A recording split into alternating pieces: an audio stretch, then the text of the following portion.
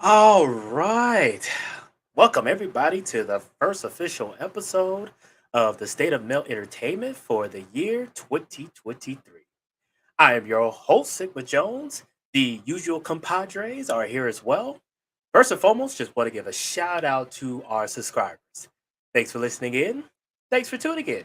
We truly appreciate the love and support. Hope you all are doing well this evening or this morning, depending on where you're listening in around the world. So we got another hard hitter for you all out there, and some fairly good discussions to go on tonight. And you'll see some of the compadres also come up as well. So it won't be just us three, but we'll definitely get the show rolling. So without further ado, let me go ahead and introduce the main guys who are the co-hosts for the State of Male Entertainment. Off to my right, I have none other than Lawrence Scott.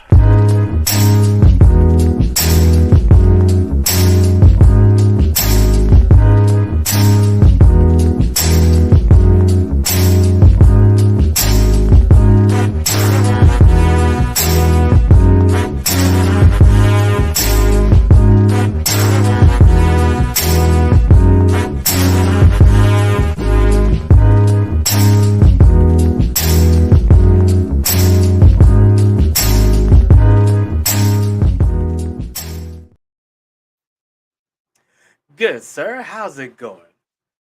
Shalom, shalom, shalom to everybody. We're back in here one more again. The rat bastards have returned with our fearless leader, Lord Toaster. Have at it! Well, before I do that, I definitely got to give the proper intro. So the first part, the Shinigami.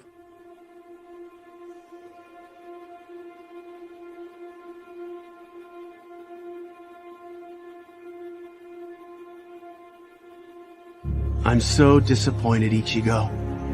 So very disappointed. Sadly, your sword exhibits only fear.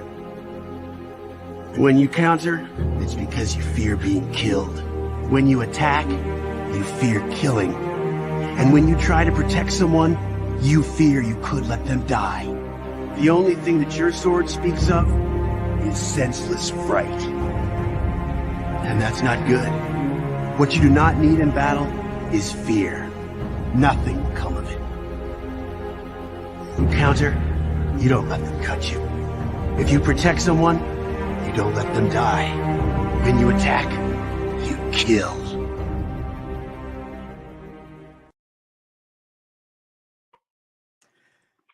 Mr. Logic's finest, aka the Toaster. How's it going, good sir? I'm well, gentlemen. How are you both doing? Good, good, good. Just to Good, start very off, good. just to start off the new year for you, right? We got to do this.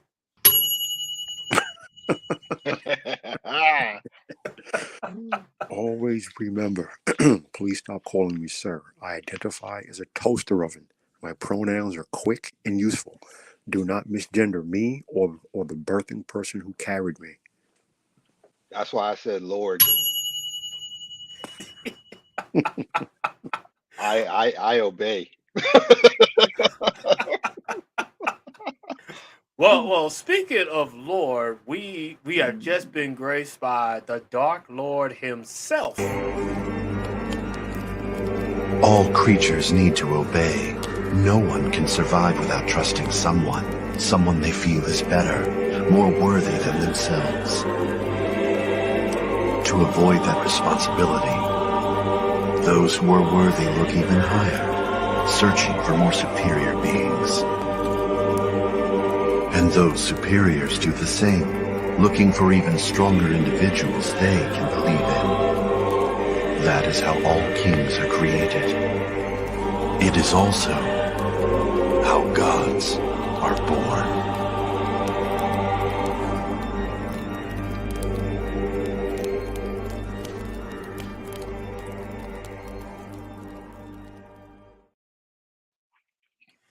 Mr. Eisen Sama, aka the Eugenics Bro. How's it going, good sir? It's going well. Thank you for having me on here. And Hello to all the gents and toaster ovens alike. and that's one of the reasons why Ice is in charge. Because while Lord Toaster might toast you, Ice will butter you up and get you ready. Yeah. Wait a minute. Man, oh man. I already know this is gonna be a good year because we're gonna be hitting on all cylinders this year. Okay. All right. So let's get right into it. So I have an article that is from a website called Bounding into Comics. And they had a very interesting article earlier this month called The Most Hilarious Woke Pop Culture Fails of 2022. So I figured this would be a good opportunity to kind of kickstart things, get into our discussions and, give our opinions of their lists and all, because there's a lot in there where I feel like they really hit on some interesting points. So we'll go ahead and get started. It says, while 2021 was a smorgasbord of woke insanity and unfathomable stupidity, 2022 ended up being a turning point which finally put the radical movement fully on its heels. People from all sides of the political spectrum banded together, at least unofficially, to stem the tide of left wing extreme radicalism, which has soured and permeated the cultural sphere. The results was a series of epic takedowns and self owns against woke celebrities, studios, and politicians who figured 2022 was going to be a repeat of the previous year. The results were delightfully catastrophic for the radical left, and the damage done has prevented them from gaining any ground moving forward. As we move into 2023, it is important to take a look back at the previous year's most hilarious leftist blunders, for no other reason than to remind ourselves just how intellectually stunted and ideologically fragile this movement really is. Doing so will help shore up reserves as we press our attack, and hopefully banish this insufferable fad back into the fandom zone where it belongs. So, coming in at number 10, Top Gun Maverick embarrasses every woke movie. It says, in a sea of drab, uninspired, lifeless left wing drivel came Top Gun Maverick, a surprise hit that sought to capitalize on the iconic and timeless success of the 1986 original, and succeeded. Tom Cruise returned to the role that helped make him famous, while stripping the film down to its most basic and functional components. That meant no political pandering, no lecturing, no identity politics, and no racially divisive content. Top Gun Maverick cast both men and women in roles that felt authentic and likable, and kept a large percentage of the original's free spirited action drama appeal. The recipe was one of success to the tune of nearly $1.5 billion in ticket sales. This level of astonishing success came at a time when the go to excuse for woke cinematic bombs was fear of COVID 19. Said woke bombs included Disney's Lightyear, the cringy female centric action dud, The 355, the gay rom com Bros, and the alphabet themed kids film, Strange World. So, gentlemen, right off the bat, what's your thoughts on number 10 of Top Gun Maverick? I loved Top Gun when it came out in '86. When I saw that film, I wanted to be Maverick. I wanted to join the Navy. I wanted to become an F-14 Tomcat fighter pilot. Problem was, I wear I wore glasses. So at that time, the surgery did not exist. So there was no way in hell at that time I could have been a fighter pilot. But what they didn't tell you was the surgery did exist, but only for the military. So I could have been a pilot. But with all of that being said, I love Top Gun and I liked Maverick. It was the same thing. It was updated, same basic formula. Fighter pilots, action, combat, a little bit of a love story. It was simple, it was basic, thin plot, even less of a story, brilliant, but it was brilliant. What it does very, very well. And it goes to show that you can have a razor thin plot, a very light story, and as long as you do it well and you give, especially what men and even a lot of women want, men, being masculine, doing masculine stuff, and it's going to sell. Because even women were saying that they're tired of all the woke crap and they appreciated the men in this film acting like men. So it's a win win. Now, we all know that Hollywood exists in a self contained bubble, but maybe the message will finally trickle through that we've had enough of all this woke crap garbage.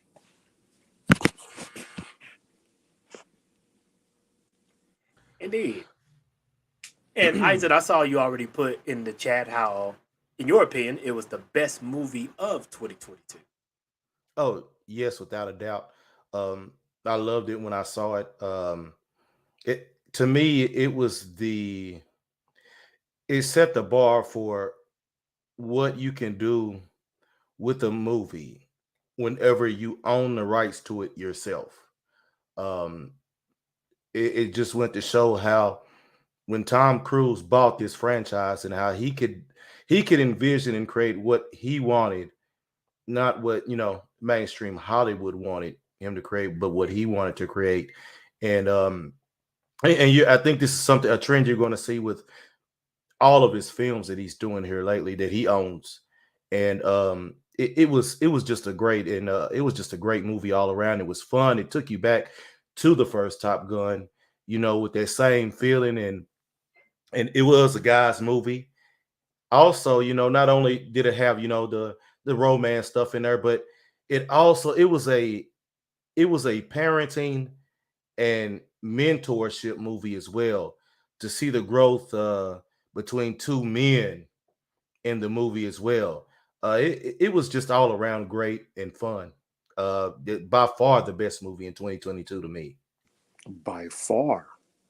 Really? Yes, Okay. from what I seen, from what I saw, To each, from the movies that I saw last year. Yes. Okay, fair enough. It's subjective. To each his own. Yeah, that's why I said, but from the For ones that me, I saw. Doom was a much better film. Much better. I didn't see it, so I Not can't even say it. close. That's why I can't. I didn't see it, so that's why I had to put that from what I saw.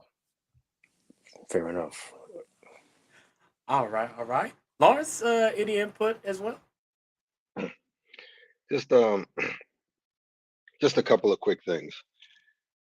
First of all, the sheer amazement that it was Scientology that broke this mess.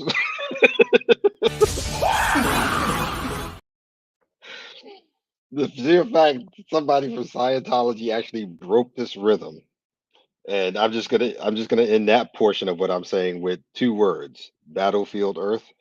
Anyway, so Please don't ever yeah, leave exactly. garbage. So so that's the first thing. The second thing is that I'm fascinated that it's Tom Cruise, but at the same time I understand it could have only been Tom Cruise because he's the only person that has that kind of weight that he can make movie studios stop and let him do what he wants the way he wants. We've seen that when he bought the rights to Mission Impossible. We've seen that when he didn't even buy the rights, but he was just a star of The Mummy. Even though that was bad, the fact of the matter is Tom Cruise has that kind of weight. I don't think anybody else could have pulled this off but him, at least at this point in time. They just don't have the weight of resources that he does. Plus, this also makes the first movie for him that crossed $1 billion. So his Yeah. powers expanded even more than it already was. Not to mention the next two installments of the last films for Mission Impossible. Um, the other interesting thing is that women. There are more women in this country than men, and yet he crossed the $1 billion threshold. That says a lot about what Lloyd Toaster was saying a few minutes ago about women being tired of this woke crap as well. Because the truth of the matter is that if you're in a store and you ask about like say comics, for instance, a comic shop, and you ask any girl in there who her top favorite character is, it's generally a dude. And 9 times out of 10, her top three are all dudes because the women are not buying into this. This is just for a small subsection of audience that they're catering to while ignoring the bulk of their audience. And like I said, women don't go to movies to see other women. Women go to movies to see dudes. You know, it's funny that you say that because as big as you're right now that Tom Cruise is absolutely the most powerful actor in Hollywood during the 80s and 90s when it was arguably Arnold Schwarzenegger, as manly as he was, and as much as we men love to go watch Schwarzenegger movies to see him blow stuff up and kill people, women went to go see too because they wanted to go see him. They weren't so much into the blowing up and killing stuff, but they wanted to see him. There is still that attraction. Women are hardwired to see men doing manly things. And it was a pleasant surprise to me to consistently hear women across all demographics and age ranges saying that they enjoyed Top Gun Maverick because they enjoyed seeing men act like men. That's what they Yeah. want to see, you know. Yeah. And it's Well, funny. it's the Yeah, same thing with go ahead. it's the same thing with romance stories. Mhm. That's why some rom-coms work and some don't. Because at the end of the day, again, women don't go to romantic movies for the girl. They go for the romantic movie to watch the guy. Right. That's why in the 80s and 90s you always had pretty much the same actor playing that kind of story. You know, You're right. it is what it is. It is, and it's funny. One last thing. When you look at the comic industry, historically, it was 85% male dominated. Now, I understand the corporate mind think. Someone got the bright idea that said, well, women are half the population. We're missing out on a huge, huge financial potential. Great, but here's the problem. When you decide to cater towards women, and there's nothing wrong with that, but when you decided to cater towards women, you alienated 85% of your customer base. Women may be half the population, but 85% of your customer base are men. So you're throwing away 85 cents on the dollar trying to chase 15 cents. That is not good business sense. So, I get that, but and you're not wrong. You're not wrong at all. I think the problem is that, like you said, Hollywood is a bubble. We know that, but even in that bubble, there's an even smaller bubble. So they hire people who, instead of actually doing proper market research, they come in with agendas and ideologies. bingo. And that's why I said, because if a certain portion is only 3 to 5% of the population, and the person who has the ears of the people in charge represent that 3 to 5%, they're always going to push that. That's why it never works, because that person's pushing an agenda as opposed to looking at the truth. And the truth has always been the same. This is nothing new. Women go to movies with their boyfriends, and generally the boyfriends pick the movies, and that's generally big beefy dudes being alpha, Schwarzenegger, Stallone, what I'm saying, even Bruce Willis back in the day would Die Hard, for crying out loud. but Yeah. but the problem is you have blue pills trying to tell red pills what to do, if that makes sense. And you know Well, what? What you said is the perfect segue into that film Bros. Because again, listen, there's nothing. Well, I want you to hold that. I Yeah, want you, bros. I Yeah, want you to hold that because we're going down the list. yeah, So bros is on I the want you to hold list. that. Okay. Yeah, bros is on the list, so we will definitely be talking about that. and But Eisen, you want to say something before we yeah, I move? was also going to say, yes, historically, yeah, that is kind of how things went, as far as, you know, girls having their boyfriends take them to movies. But in 2023, it's just chicks having male fans take them to movies now. Um, You're and not wrong. the other thing, huh? I said you're not wrong. I said you're not wrong. You're not wrong. And the other thing I wanted to say too is I'm um I'm not really sold on this being a wave or anything. I think what you said about Tom Cruise having this kind of power speaks to him. I don't see it actually being a wave yet for others or a trend. I think that he'll be able to do it, but I have yet to see that anything to make me believe that anyone else will be able to do it, because the wave of it is expanding into other genres too. Yeah. As far as so I just I can't buy it quite yet. Well, no, But I think that I he'll be agree able. with I you. think he'll be able to have that Yeah. type of success and do that. But I don't see anybody else being able to right now. Well, no, I absolutely 100% agree with you. I absolutely do. Um, because what you're saying is because we're not really going to start seeing anything for at least another 5 to 10 years, easy, if it even happens. But the thing about Tom Cruise is Tom Cruise is like literally he just made him canary in the coal mine. You know what I mean? Mm. And Yeah, people yeah. people are listening now. Now it's like I said, it took a number of years for us to get to this point. It's going to take a number of years to get out of it, and it's only going to happen if people follow Cruise's um uh not necessarily his lead, but what he did himself, and not give a rat's ass. Just go out there and produce a good movie and scrap and the hell with everything else. Well, see, here's the thing, right? Um, I I agree with what you said. My only disagreement would be the timeline. I would say not 5 to 10, more like 3 to 5. And the reason why I say that is studio heads don't care about films. Ironically, studio heads only care about dollars and cents, eyeballs in front of screens, and butts in seats. So the money is not in any of their woke crap, but but at, because they live in a bubble. But when they see where the money is going to, then they're going to move away from all this woke crap. Now it's going to take 3 to 5 years because movies have long lead and development times. The development time is normally 2 to 3 times or 4 times longer than the actual filming and production time.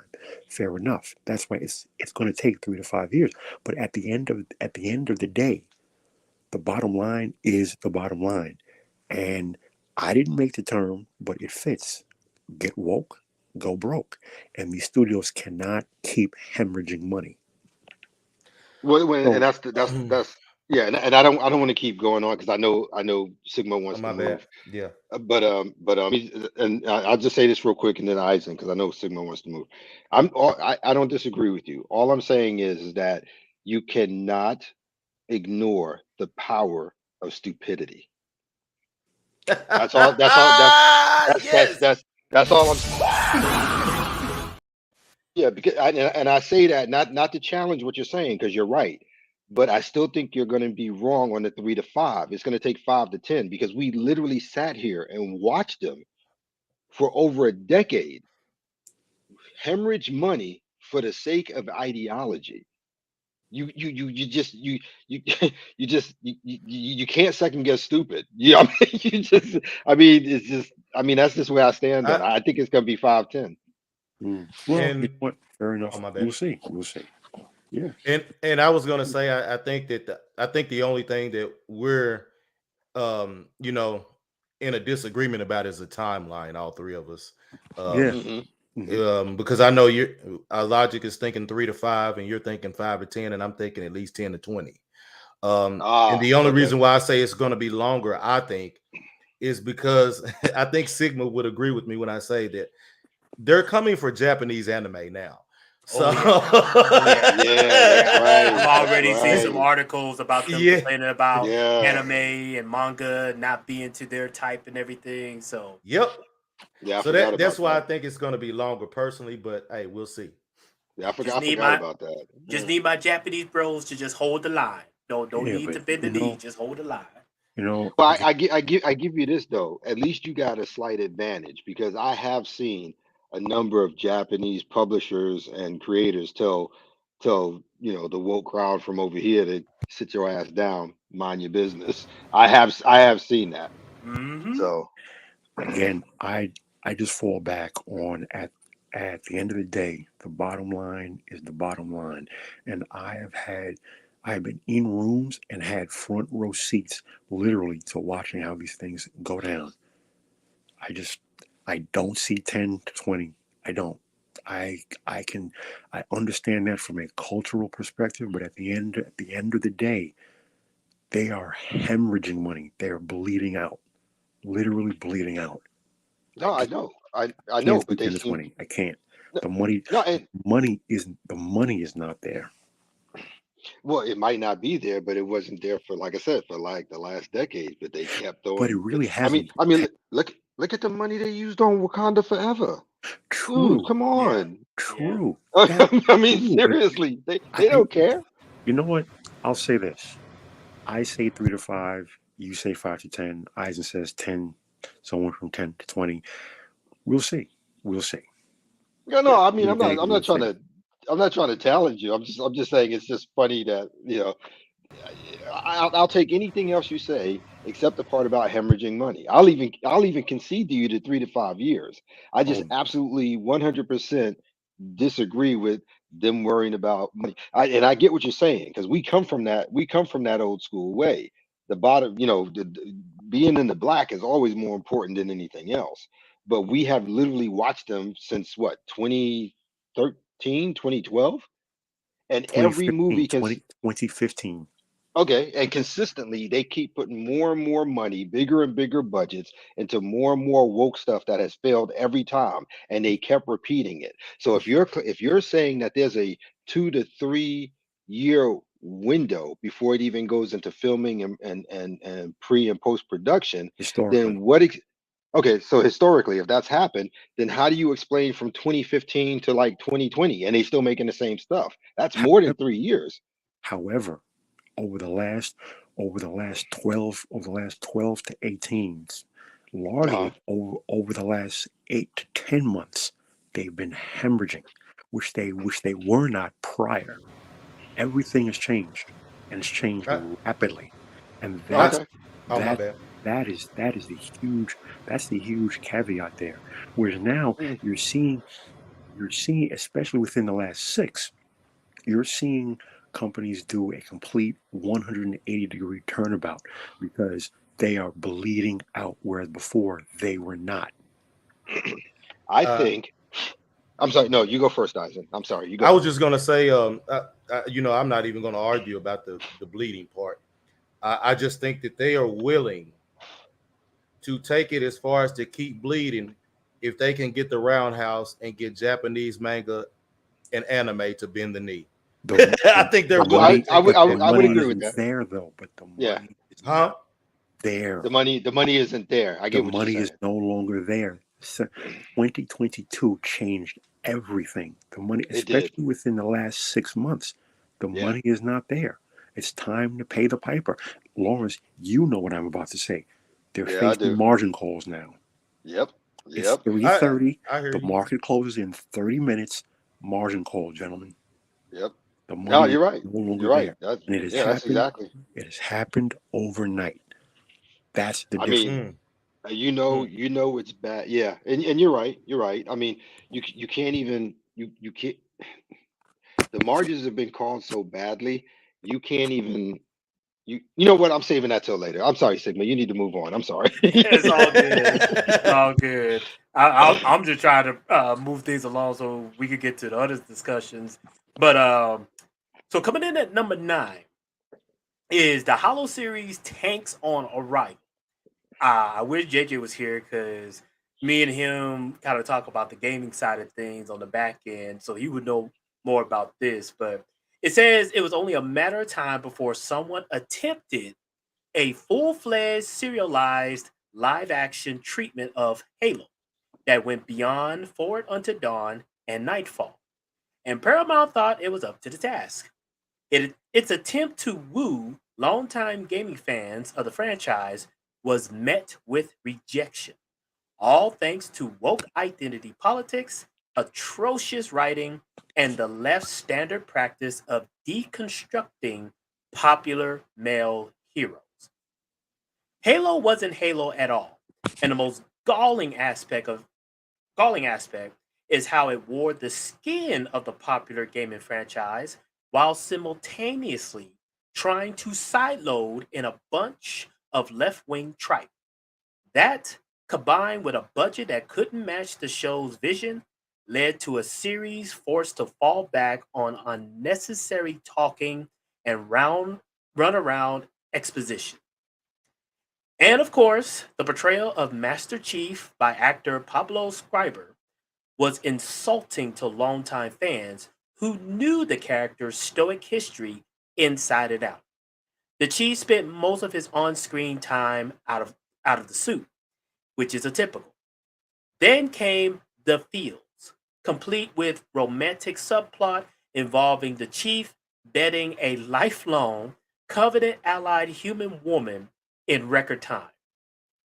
It was a complete mess that thought it was being clever with character development, not realizing that it had blown all of the fan favorites out of the airlock, only to replace them with body snatcherist substitutes.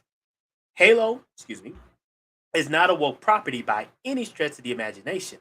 Yet the showrunners tried to shoehorn it in anyways, costing Paramount millions in the process. So I can tell you right now, I'm not so to speak a hardcore Halo gaming fan and everything, but I have played a game. And I can tell you, and I was telling Lawrence behind the screens, I only watched the movie for maybe 20 minutes. And within 20 minutes, I turned it off because the storyline did not match what was going on from the gaming side. But gentlemen, feel free to give your opinion. You know, when I saw this show, what caught me was, this is the anti-Mandalorian. This guy can't keep his helmet on.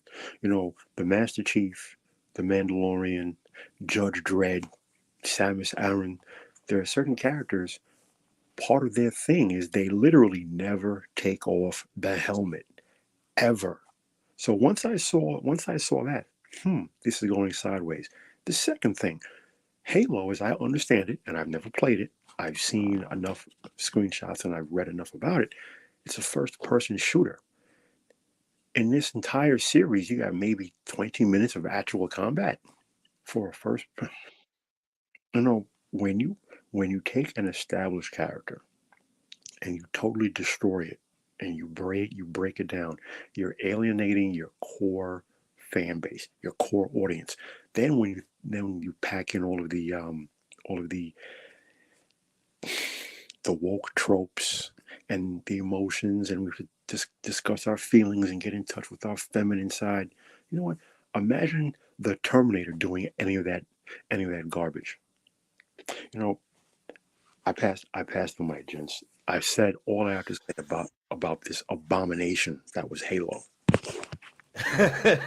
um yeah, they had him, yeah, taking off his helmet entirely too much. Another thing is they do have actual books, and where they could have actually gone with the story, in showing how corrupt the whole the whole the heads of the Space Marines, the whole core, how corrupt they actually were, and how they were, forcing other, civilians to live in squalor. They how they could have did the writing to focus on that, if they didn't even want to focus on Chief as much. And then, anyone that's played the game, how you find out the Halo array ends up not being what everybody thinks it's going to be at first. And then you could eventually get to all that, and why. But I mean, they had a whole piece to where they could have focused on how corrupt, the whole UNC was, and how they were pretty much, they were bullying everybody else out of all their resources and everything else.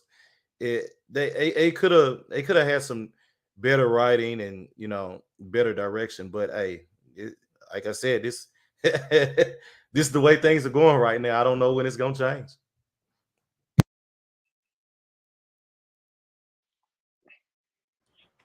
All right. Lawrence, good sir. I taking in consideration the letter franchise, the source material available, both in game and novels and comics, if I remember correctly. I believe somebody did a short film.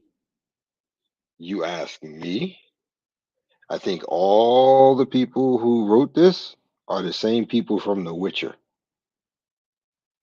Mm, That's a that's Wow. that is a good point. Wow. that same mindset, that same mentality. How That's the exact same mindset. The exact same mindset. they hate the source material, so they're going to they're going to recreate it the way that they want it to be because they openly hate the source material. And hmm that's Hollywood. And also the BBC does this same exact thing with hmm many of their shows, not just Doctor Who, but I digress.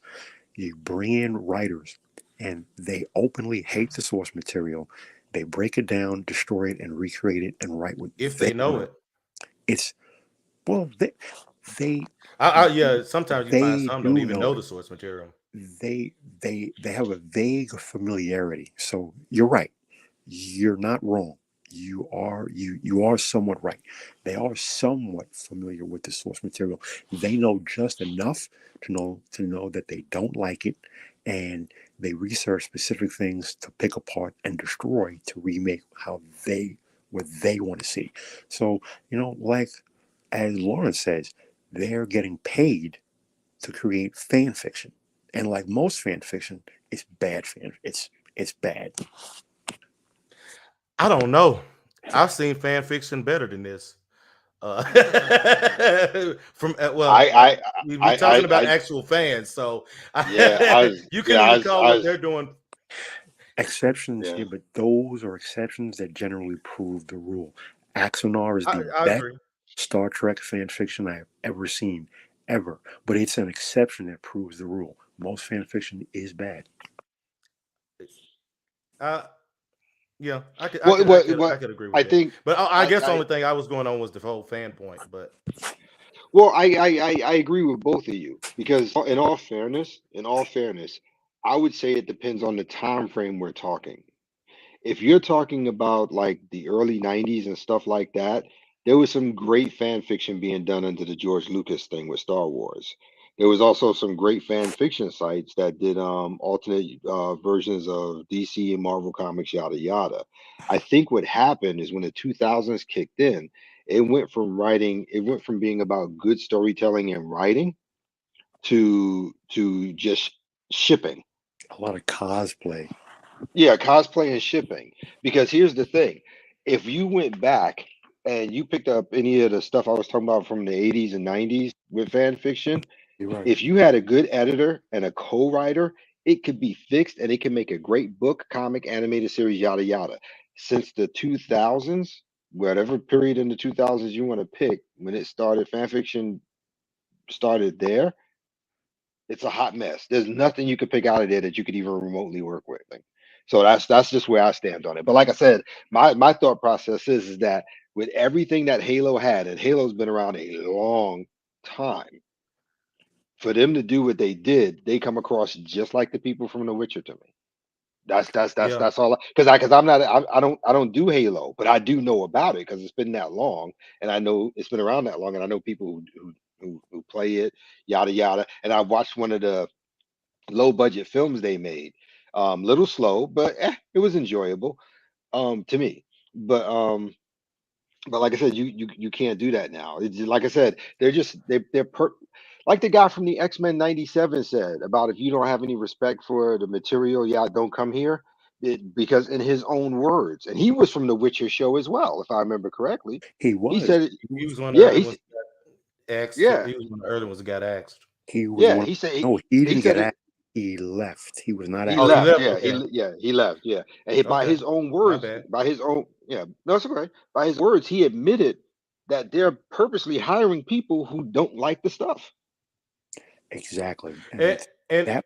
Like, go right ahead. and I was gonna say, to be honest, um, CD Project Red, they really did a lot to help out those stories, because I don't know if it's in translation where it's kind of harder to read. But CD Projekt Red did a lot. They actually made The Witcher for the world when they made those games, and they really kind of tied together a storyline for the games and made it really, they really brought it together really well for gaming. And they ended up bringing they did a service to it, which, the show, I would say Sapkowski doesn't care, because that show makes his writing look great. So but CD Projekt Red did a lot to make The Witcher worldwide, instead of just being over there in the Poland and that European area. So, Well, let me ask you a question. You made a point how the show makes Sapkowski's writing look great. Have you I'm not actually saying I'm read not it? saying it's Have you bad, actually but books? huh? Have you actually I've got read? to start reading them. I've got two of them here at the first two here at the house. I'm going to start reading. I don't know myself, but I've heard that sometimes they're kind of hard to read. But whenever I read them, I'll be able to judge better for myself, Right. just on how So my I mean, brain works. that was just my question. It got you. When see, I'll say this: until someone sees something or reads something for themselves, Mm-hmm. you can't have an informed opinion. You're literally repeating the words and thoughts of others. So that's why I asked, Right. have you actually read the books for you to make that Right. comment Right. that it Yeah. makes his No, writing that's why. better? Yeah, that's why I wanted to clean it, polish it up a bit. Oh, But I was just that's curious. why I said, I was just yeah, curious. no, that's why I didn't want to make it seem like his writing was bad. I could get out the way I worded it, made it sound like it, but no, I wasn't trying to go that route. I was just trying to go to the route of that. CD Projekt Red did a lot to actually. I would say they helped his sales. They helped sell the book See, when see, they made because those games. And what really what I find amazing is that kind of a Mhm. segue, but it's the same theme. You know, a lot of people echo the mantra behind Game of Thrones.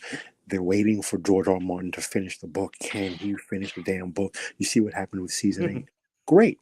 My first question I ask these people: which one of his books is your favorite, and tell me why.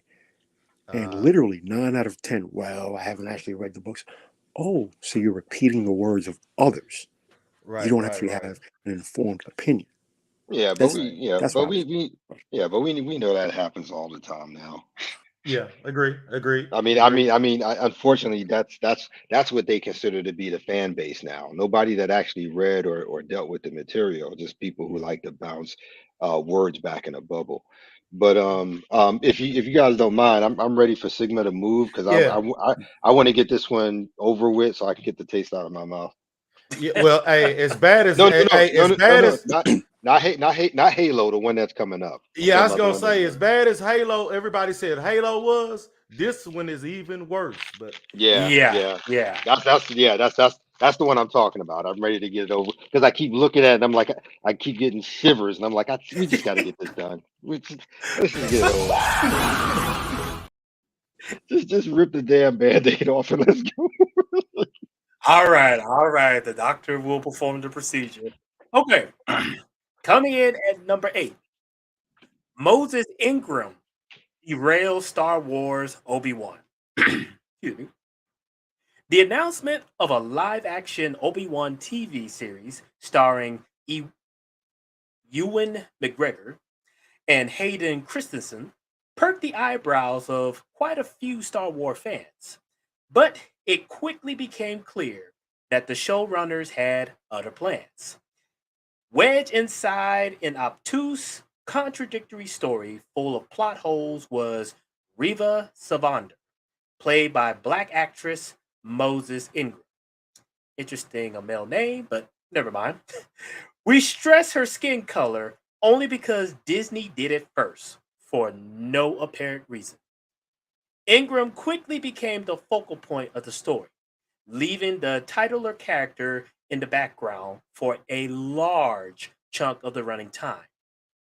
Her character was completely pointless, and only served to distract attention away from what should have been an inevitable face off between former Jedi Master and Padawan learner.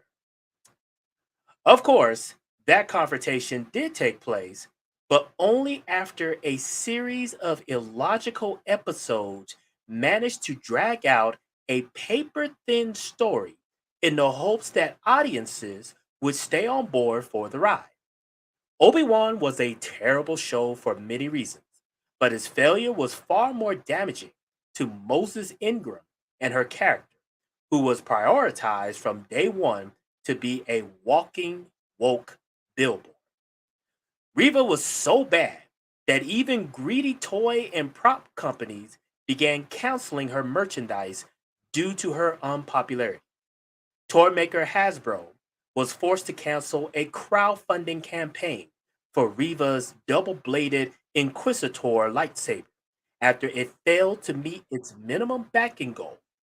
Only 1,413 backers signed on after 1.5 months, a far cry from the minimum 5,000 required for a green light. Once again, the failure was self imposed by Disney, and the Obi-Wan writers, showrunners, and cast members, all of whom accused lifelong Star Wars fans of racism, attacking and labeling the audience that pays for goods and services is a rather unorthodox and ultimately unsuccessful business strategy. Lawrence, since you are Oh ready, no.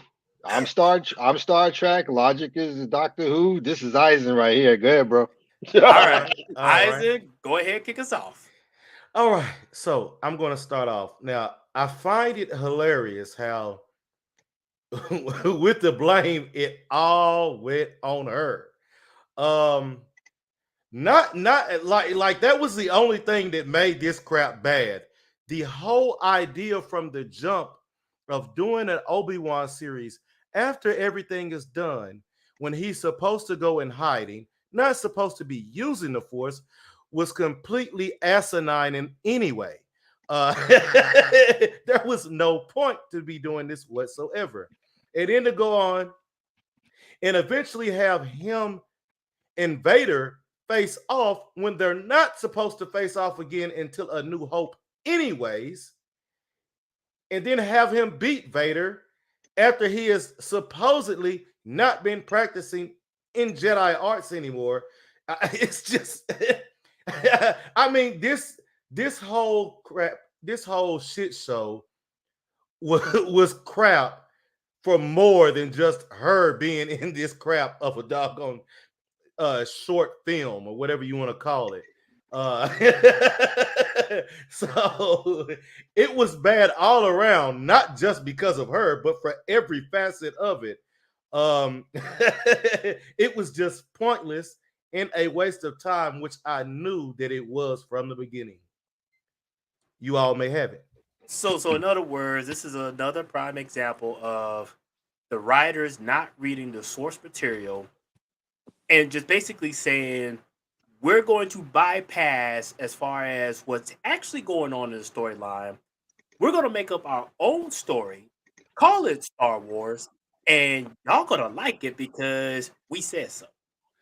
I, Well, but I would have to source material, I but would that's yeah I would have to disagree just on I would tweak what you Sigma just slightly, because when it comes to Star Wars, Star Trek, and Doctor Who, it's not that you have people who ignore the source material.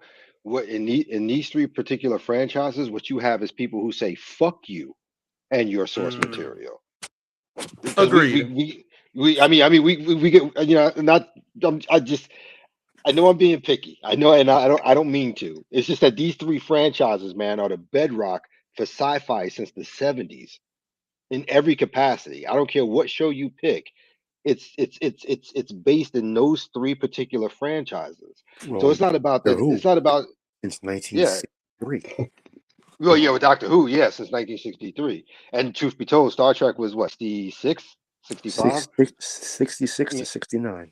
Yeah, and then you had 11 years after that, and 77 with Star Wars. So you're looking at 3 decades of children being born in formative years with these and these three sci-fi fantasy shows literally lay the bedrock for anything that came after. I don't care if you talk about Babylon 5. I don't care if you talk about Farscape, whatever. Far Farscape, Stargate SG-1, Battlestar Galactica. I mean, Oh, these are the bedrocks. You know what I mean? So I mean, didn't technically Doctor Who like kind of lay the groundwork for how easy it is to switch out an actor for James Bond? I mean, seriously, you know. it was But the first and the only, literally the first and the only series of any genre where the lead character was created, where the actor every 3 to 5 years changes. that's correct. So going back to the Star Wars thing, it's Let, I'm let not me e- I'm tell I'm you, I'm I'm not even as huge of a fan as Eisen is. But what I am is a fan of truly good sci-fi and the history of it and the foundation it creates.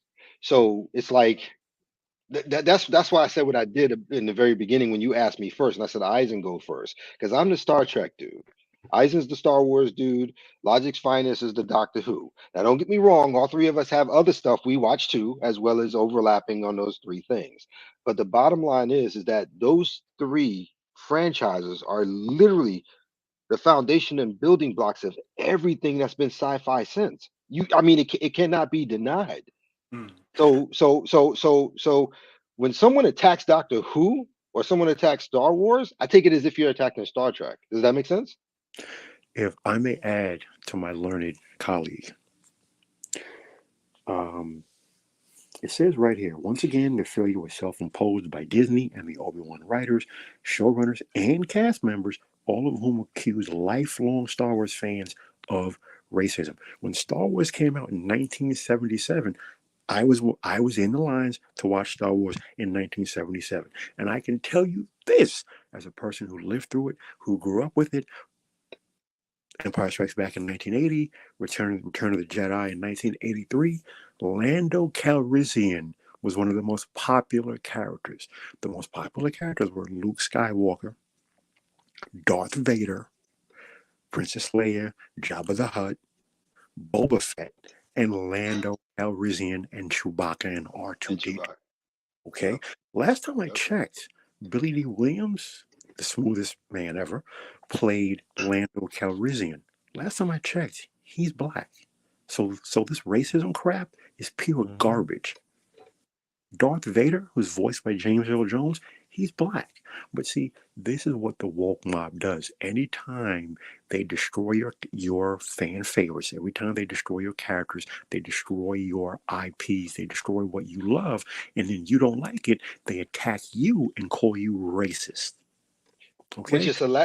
is hilarious because as quote unquote being leftist, they should have been the first ones to say, "Why are you labeling them by their color? Why did you just say actor?" How about that? But see, no Yeah, one I'm just saying. I'm just saying. you know, also I'm sorry. Hold on. I'm sorry. Hold on, real quick. I'm sorry, Oh Logic. yes. Hold on 1 second, real quick. What's up, JJ? Where's my money? Dang. I lost my money, man. What? well, before we do that, we got to do the intro. I'm not going there to die. I'm going to find out if I'm really alive.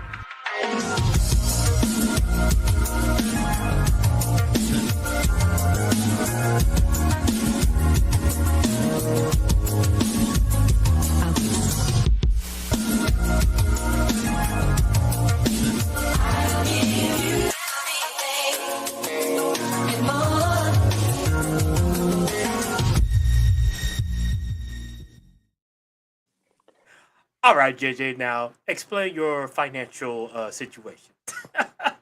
I don't care about his financial situation. I got SKC over in the corner, chained up, ready to release. What? SKC? They're in cahoots? Ready to What is release going him. I am ready to. Yeah, no, I'm just playing. What's up, man? Oh What's man, good, guys, I'm JJ? doing okay. I was late because I was too immersed in the football world, so I'm just coming in here not having any idea what the topic is. And no, look, man, no, look, man, nobody cares. You showed up. That's all that matters. You can pick it up as we go. Right, right. Okay, yeah, but I'm here Yeah. for the But time being. though we did talk about Halo, and I know you have some opinions of Halo, the video game, versus Paramount's idea of making a live action movie of it. Oh, okay, man.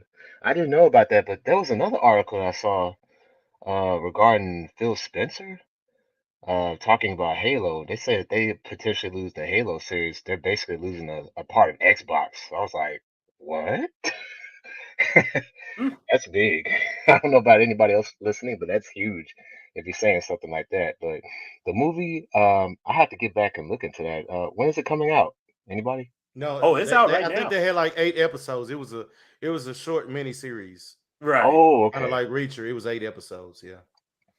Oh, interesting. Yeah, I have to check that You out. know, unless I'm mistaken, this is just a segue, but um, Halo, isn't that the Xbox's signature game in the same way that the PlayStation has at least like three or four signature games: Gran Yes. Turismo, Grand Theft Auto, Metal Gear Solid.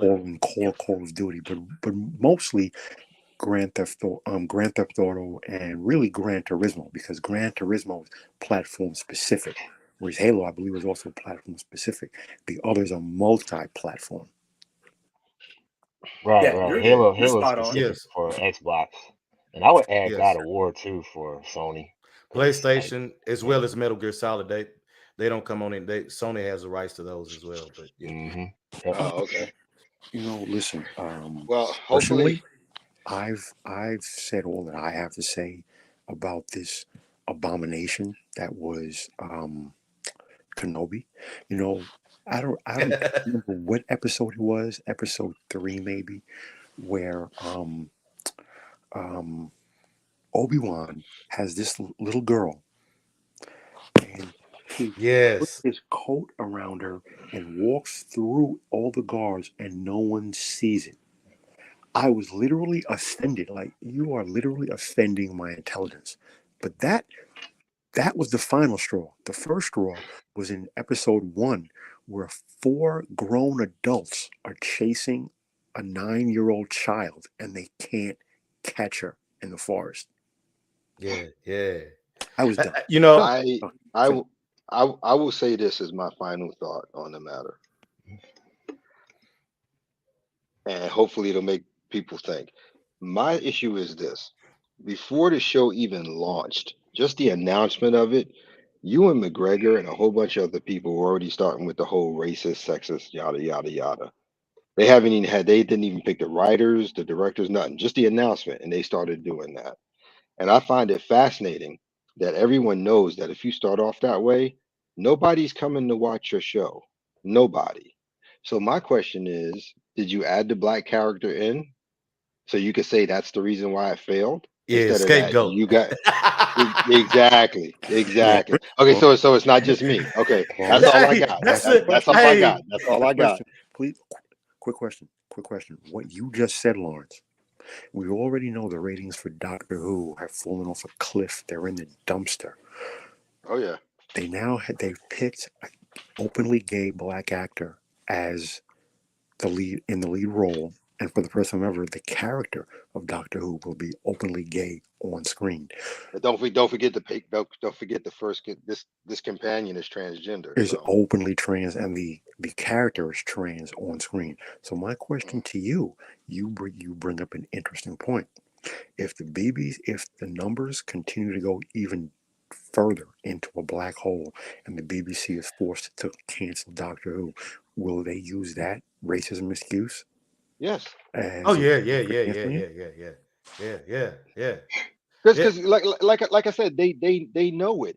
Look, it's just like that crappy ass Charlie's Angel film that came out. You sit there, you go to every news outlet, you say it's not for men, and then when men don't show up, you blame us for the failure of the movie. One. I mean, seriously, that's what we're talking about here. Yep. No, I said which one? The last one, with the Kristen Stewart. the ugly girls. Oh, I forgot they had one with them. I'm gonna be honest. The last one I remember they had was with Lucy. Yeah, I'm serious. I swear. What's her name? Elizabeth what? She was the producer and Elizabeth she Banks. starred in it. Elizabeth. Elizabeth Banks. Yeah, Elizabeth Banks. Yeah. But Yeah. gentlemen, let's put a bow on this and let's move on to the next film on the list. Agreed. So keep cycling Yeah, through. absolutely. Agreed. All right.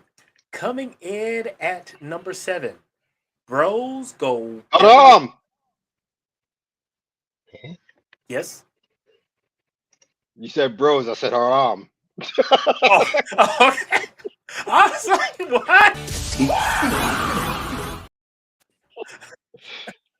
I see. You where said bro. did You said bros. I screamed haram. My bad. Well, I was like, okay. He was waiting on that one. Who, me? Yeah, I was. Al. Yeah, that's who. Al. Oh, before Okay. you even get started, and I should wait until you're done, but please allow me this indulgence. The LGBT, the Lord Bat movement has pushed hard for artificial overrepresentation into every sphere of culture, and their goal is to usurp and take total control of the narrative for all time. That right there is a mic drop. I have been saying that for the longest. Gentlemen, the floor is yours. Well, they said it Okay. themselves. So Yeah. Okay, so let me read this real quick and then we can jump right back into the pit. So, the alphabet movement has pushed hard for artificial overrepresentation into every sphere of culture, and their goal is to usurp and take total control of the narrative for all time. Their woke campaign suffered a massive setback when the gay rom com Bros spiraled into the ground like a kamikaze pilot. Wow. The film cost $22 million to make, yet scraped only $14.8 million in ticket sales to show for it. Naturally, the excuse given is that most people are evil homophobes who can't handle a gay comedy film. Or, alternatively, the overwhelming straight population had little to nothing in common with the characters or themes of the film and chose not to go see it. More so, the supposed legions of alphabet folks didn't head to the theater to see it either, which is very telling. It was a massive setback for an extreme, radicalized alphabet movement, a microcosm of the alphabet population that prioritized its own political self interest over actual tolerance and social unity. Nobody was interested in it, and it was quickly chucked into the dustbin of silver screen history. In fact, you most likely forgot it even existed until we just reminded you. Gentlemen, floor is yours. Oh, that's cool because I never heard this movie up until now. There you go.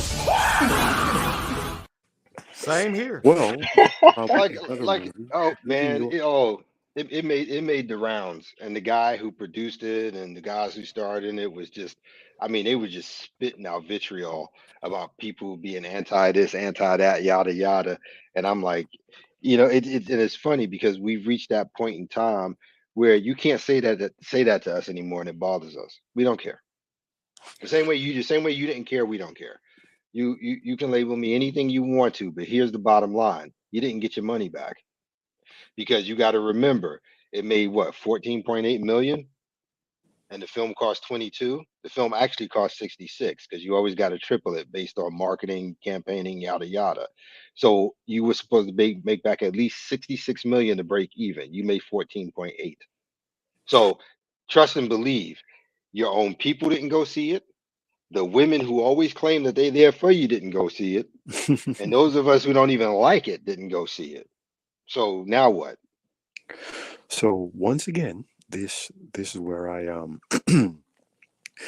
my learned colleague, astute as always. So the best that I can do is to try to add on to what he has said. There were several films throughout time that are huge: Moulin Rouge, La Cage aux Folles, Victor Victoria, Birdwire. Many films with openly gay characters that plenty of straight men and women enjoyed and went to go see. So that whole homophobe thing, that's DOA. That's absolutely DOA. So with that said, the last time I checked, Rent and Hamilton, massive global phenomenon successes. So again, the whole homophobe thing, absolutely DOA. I'll go you one better. Go I'll right go ahead. you one better. Go right I ahead. tell you, I could tell you the movie that opened the door for all of that. Mhm. Denzel Washington, Tom Hanks, Philadelphia. You know, it's funny you say that. It's funny you say that. However, I don't recall any shifts either culturally or cinematically after Philadelphia. What I did notice was a little bit of the easing of the tension of the conversation around AIDS, but I don't remember a cultural or cinematic shift. I'm not saying you're wrong. I just didn't see it.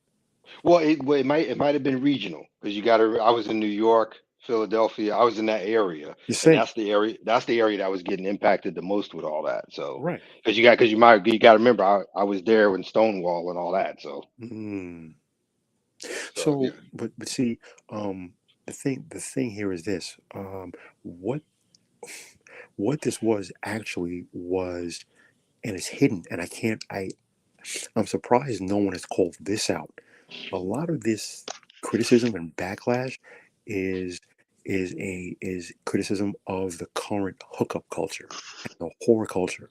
So I guess when it's gay, it's hookup culture, but whatever. So a lot of gay people said that they were put off by the film because it's the hookup culture, and it's actually a negative.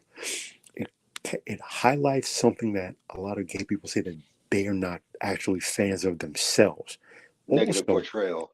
a romantic comedy historically is a man and a woman, and as Lawrence said, you know, women go to see romantic comedies for the men, for the love story, because they want to see that male lead engage in this funny romantic story with the female counterpart. But she's going to see the romantic story because she's attracted to men.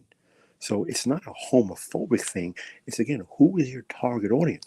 If 3% of the global population is gay, you're asking 97% of us to completely change our way of life to accommodate you, to now make it seem that you're now a regular, I don't want to say regular, but that you have wide mainstream representation in society when you don't.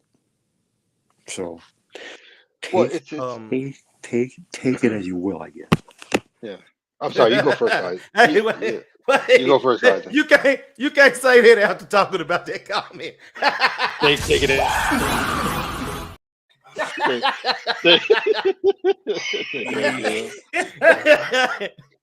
Well, My listen, bad. I'm not 5 years old. Are you? Are you? I know, I I'm not know. funny Are in you? that context, but you know. Are No, you? you good. Are you accusing him of receiving swollen goods? No, hey, look, he's a toaster oven. The only thing he receives is bread, bread, bakeable treats to serve. I got a lot of I got a lot of butter to splather. That's all I'm saying. But no, seriously, I'll just aside. But seriously though,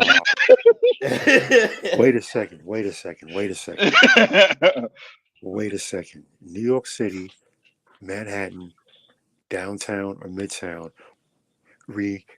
Remind me the name of the bathhouse, Lawrence? Plato's Delight? Oh, you talking about West 4th Street in the Village? Since You you talking about spoke West 4th about Street in the Village? slathering butter.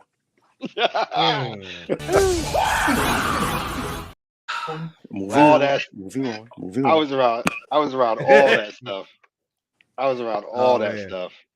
It's But crazy. I, I'm sorry, I, Isaac. Go ahead, man. I'm no, sorry. you're good. You're good. The thing that, even though, like I said, I didn't even hear about this crap until today. I didn't know it existed. But I think the sad part is that the narrative that men can't be close friends and have a relationship, something close to that of brothers, without it being a skittily type relationship. That seems to be the narrative that's pushed um in the content now. But I was gonna end it with that because I'm kind of really waiting for this next one. So Yeah. Well, Uh-oh, I yeah, mean, that next one like, looks crazy. yeah. I mean, at the end of the day, man, yeah, okay, yeah. I Moving mean, All there's on. nothing right. else to say. There's really nothing else to say. Yeah, yeah, it nothing. really I mean, none of us are part of that lifestyle, so give your opinions and then, Two move of us on. didn't even know about it till today. So hey, Right, there you go. Again, as I said 1,000 times, I don't care. I don't care where you are, what part of the alphabet people you are. I literally don't care. To me, what matters is competence. Are you competent in what you do? If it's a professional situation, if it's Yeah. a non-professional situation, what is your content? Who are you as a person? That's it. So if you're going to lead with that, then that's telling me that you have no competence. You're not a good person. You're just your sexuality. So you're a drone. You're a robot. You're a nothing. That's what that's who and what you are is your sexuality. The next thing is, again, people can call me sexist or homophobe or whatever else. 3% of the population is rainbow. You cannot expect the 97% of us to change our way of life to suit you. It doesn't work that way. Acceptance is one thing. You don't want acceptance. What you want is artificial overrepresentation and normalization. That's what you really want. You just don't want to be honest about it. I'm done. Fair enough. Fair enough. All right, coming in at number 6. What is a woman? Sends the left Woohoo! into a tailspin. The entire woke establishment was close to dousing themselves in gasoline and lighting a match when political pundit Matt Walsh debuted his documentary, What is a Woman? On the Daily Wire Plus platform. The question, simple as it may appear, has stumped the left that has confused itself via its own contradictory gobbledygook and nonsense.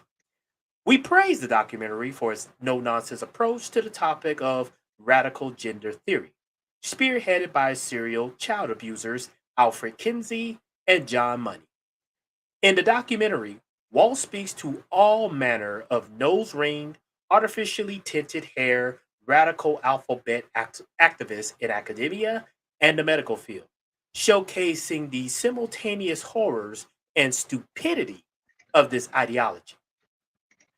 During each encounter, Wall stumps them all by asking the titular question: What is a woman? Just like Supreme Court nominee Ketanji Brown Jackson, they are either unable or unwilling to answer the question. What audiences are left with is a demonstration of circular left wing pseudo logic and dead ended arguments that showcase just how weak and frail radical gender theory really is. It also shines a light on the disgusting practice of sexualizing little school children in this garbage, up to and including exposing them to full fledged pornographic material. The left's outrage against the documentary was loud and extreme, but it did nothing to sully its influence or reach. What is a Woman was the perfect antidote to the nonsense peddled by political radicals suffering from extreme mental illness. Gentlemen, it's your hey, floor. I just want to say, hey, just scroll up real quick to that picture of that man there. Hmm. Hey man, I never got to see all the documentary, but I seen enough of He it. was the worst. Hey, and Yeah, worse. So this was hilarious. It But was. He was not the worst. I disagree. He was not the worst. He may have Okay. reacted the worst, but the worst Well, no, was that teacher. that's fair. Yeah, that's fair. Let Eisen finish his thought. He was in the middle of it. What was so hilarious to me is every time he asked that question, just the look on their faces, it was like a PC crashing. Okay, all right. Yeah, okay. That's a very good comparison. Yeah, that's a very good comparison. It did. Okay. All right. Now, logic. Logic going. One more thing. And what was so telling about it was him doing this documentary and questioning that it forced the Cambridge Dictionary to change the definitions for men and women. I'm done now. Yeah, I saw that too. Oh gosh. Yeah, and I'm sorry, Logic. You were saying, and you were right. He was not the worst. I'm sorry. Go ahead. Yeah, no, I was just saying that his reactions were the worst, but I would argue the worst was that one pediatrician with the glasses who was saying that what is a child? How do you know that? And the one who says that she's a gender affirming pediatrician and we don't know that, she's the worst because she sexualizes children, and she's telling 2 and 3 year olds that they're boys when they're born girls, or they're girls when they're born boys. But I have a lot of feelings about this. As a parent, when a person who does not have children tells me that they're not coming for our children, I look at you and I want you to sit down and shut up. You don't have children. You don't have a place to say anything to parents about raising their children. Sit down and shut up. Until you have raised children, you don't know what you're talking about. You have no place to speak. Tell me that I'm wrong in my point of view. Fair enough. On that, I'm resolute. That will never change. Now, I'm well aware of Kinsey.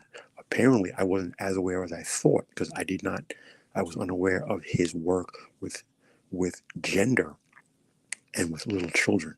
I was totally unaware of money, and I researched his work, and that was disgusting. Absolutely disgusting what he did to those two young boys.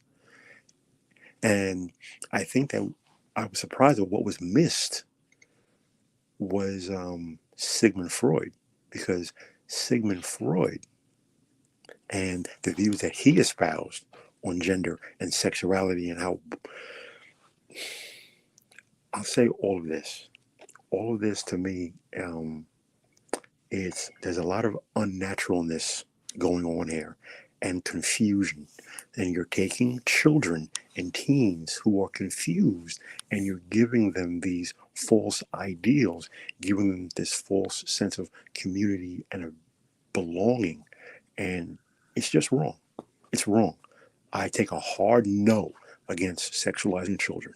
For me, that is a non-starter.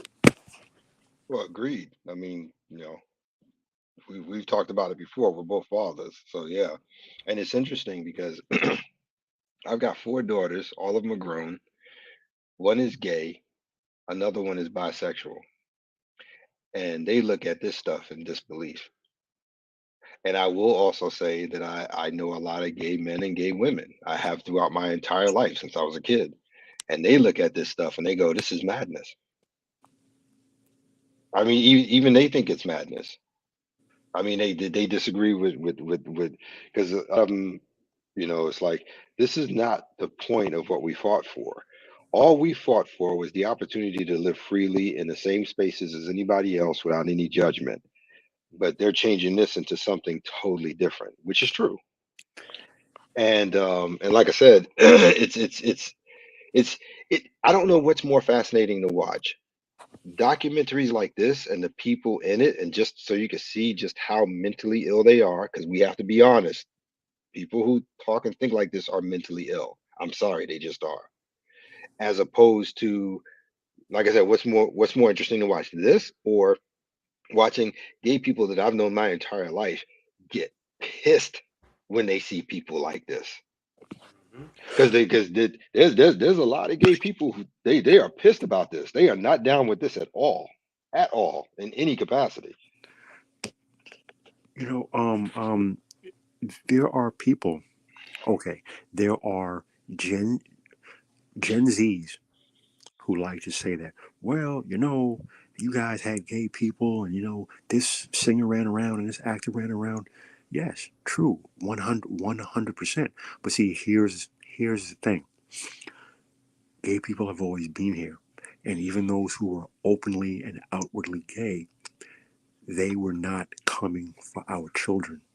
They were not trying to say, straight people, you have to change the way you live to Yep. accommodate us. Their thing was, listen, we just want our little bit of space, a little bit of peace, and we don't want to be attacked, and we just want to be accepted. Fine. hmm But now this has been a radical shift, especially over the last 10 to 15 years, where it's, no, straight people, you have to completely do a 180 on your entire world to accommodate them. That's the Yeah. difference. Yeah. And in what reality do you think 3% is going to tell 97% what well, actually, that's not true. We've already seen it in Hollywood. So Yeah. anyway, yeah, that's all I got on this. When I first saw the title of the documentary, I thought it was a stupid thing, but then I watched it and I was like, you've got to be kidding me. Yeah. And like I said, at the end of the day, I'm on the same page as the good gentleman, Logic's finest. In no capacity should you be sexualizing children at any and the sad part is Agreed. it's Yep. everybody though. That's the problem. It's everybody. It's the psychologists, it's the pediatricians, it's the school teachers bringing in queens. Everybody's doing it. I don't. Because of money. Follow Well, of the money. course. There was a lot Yeah, of of course. money in it. And I'll say this, I literally pray to the man upstairs that my daughter is in her 20s, because if my baby girl was still a baby girl and you came to me and said there was drag story time, listen, We'd be in jail. you will pry my gun from my cold dead hands. Yeah. My daughter is not going to know effing drag story time. Period. End of discussion. And to your point, Lawrence, about it, you know, everybody, you know, all, you know, they're all of these, you know, people are pushing it. It's not only just, you know, all these different occupations and, you know, different important people, but it's across every generation too. No, it most definitely is. I think the radicalization may have started at the very bottom half of the millennials going into the early part of Gen Z when it became radicalized. I think that's the time frame it roughly started in. Because if you look at the bottom half of millennials and you look at the upper half of millennials, there's a total difference in mentality. It is. Yeah, It is. that's Because, true. man, There's a massive difference. I mean, there's small differences like if you do Gen X and Boomers, depending on who's top, who's bottom. But it's such a big difference because a millennial who's like 37, 38 is radically different. As simple as like a millennial who's 30. yeah. Yeah. It's such a radical difference because it almost seems the millennials are pissed for being millennials and they just want to be part of the Gen Z thing. I don't know, but like I said, it's such a massive difference. I would argue that the younger ones, I would say that what they grew up in was radically different than older ones. I can say that the older ones, we literally went from the typewriter to technology as we know it today. So I would say that the younger ones, they just got smack dead, you know, in the face with technology and stuff they weren't, you know, couldn't adjust to and weren't ready. Yeah, for, they were you know, literally born they just got in MySpace with the mother and load Facebook. of it. those Yeah, days. yeah. Yeah, so Cause, they cause, seen cause, all cause, sorts of crazy stuff. yeah. So Cause, they cause, so they cause, trying to cause really you push the envelope. right, yeah. Cause where you guys are, cause well, the upper level millennials, you guys came into technology and growing with it. They were Yeah, we born grew with up it. on it. Yeah, They were Yeah. born with it because I'm attached to old them as enough. soon as they I'm came out. 35. I was Yeah, old enough to I remember the dialing up internet. And then, like you said, you got the yeah, ones born after like yeah. 96, 97. They didn't grow up on dial-on internet. They grew up right into Well, the like I said, wireless era. Well, like not I not said, per well, like se. what? Go ahead, Lars. No, I was just real quick. Like I was saying before, you guys grew up with technology. They were born with it attached to them.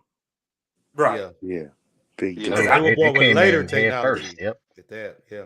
yeah, big because difference. I'm 30, about to be 31 next week, and I'm in that middle where when I was born, the Apple computer was already up and running, but social media and stuff did not come on until the early 2000s. That's correct. So Around 2003. Yeah. yeah, Hmm. and really, that's also the same timeline when the wireless computer, like with the phone and all, started to come up and such. So yeah, the latter part of the millennials are ones where the technology was born and was really starting to kickstart, Hmm. but it was still evolving until we Yeah. got to where it is now. Okay, Yeah. so let's think about this. The year 2000, because a lot of Gen Z and younger millennials are always talking about the 90s, the 90s, the 90s. Okay, let's examine the 90s. The year 2000, there were no smartphones. The BlackBerry existed, but that was mainly used by professionals. So for Hmm. all intents purposes, there were no smartphones. The Mac was had a very tiny niche. The internet the internet was still in its infancy, and there was no social media. So now look at what everything that exists after specifically the year 2000. I, So there has been an explosion in technology. yeah. Well, I, it's interesting. Oh, I'm sorry, guys. You go first. I'm I sorry. was just gonna say I think around that 2000 is whenever they started making those cheaper gateway computers, it was starting to become more accessible. I think now There I you may be go. wrong. It may have been a little bit later, No, no, but Right, no, but you, no no, Mac. But no, you're right on point because that's exactly where I was going to go. yep. Because if you remember the time frame, people weren't really getting into personal PCs until like somewhere between 96 and 98. Mhm. Because I bought my first one in 1998, and the two major companies that were competing were Dell and Gateway. hmm Now you had the Apple. You had Apple that had the all-in-one casing, and they were coming those multicolors. We had cell phones, but they were just basic flip phones because that's when we Hmm. used to have because the only service provider we had back well, then was if they Sprint. flipped, Yeah, Yeah, because yeah, the yeah, flip. Nokias yeah, didn't flip. yeah, yeah, yeah. Some of them If didn't they flip, flip, I and they had had Nokia. antennas on the and end of it. and You had to and pull the and antenna. yeah, exactly. And the service provider back then was Sprint Yep. because they used to have the dude in the commercial who dressed like Mulder from X Files. Now, You now we so had we had we didn't Wait. have Sprint here, but you had Singular at that time, who Mhm. later got right, bought but out by yeah, yeah, AT&T. Yeah. yeah. But Singular was predominantly local though. Sprint was the first nationwide network Mhm. that had Gentlemen, multi states in it. can we possibly put a bow on it and My move man. on to the next one? Mm, No problem. yes, Yeah, yes, no absolutely, problem. of No course. problem. Sorry about that. No, no, no. It's great discussion because kind of made me think of my timeline. Coming in at number 5. Beta. Golly.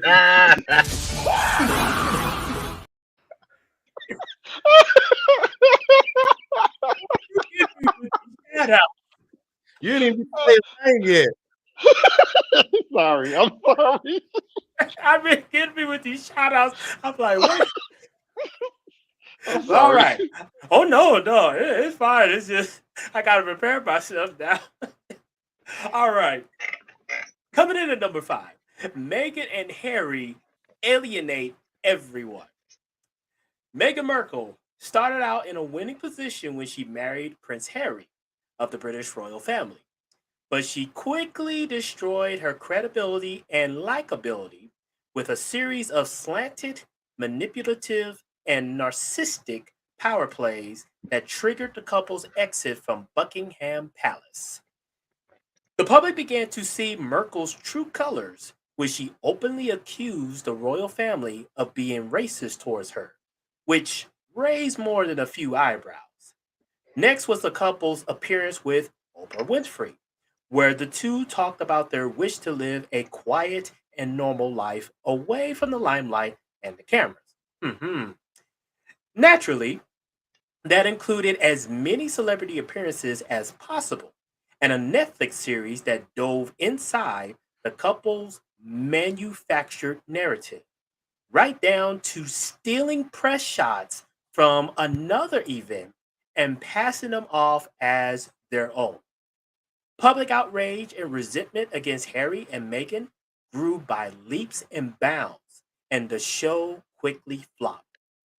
Of course, this latest failure will act as a catalyst for Merkel to play the victim once more, a role she has practiced in front of the mirror to perfection at this point. The more people see of Harry and Meghan, the more they are turned off by their lies, deceit, and woke manipulation tactics. So, let me just kind of give my opinions on this real quick. Hey, can I ask one thing first? Go Can ahead, you sir. kind Go of ahead. can you scroll up because I really don't want to see this redhead shade treatment.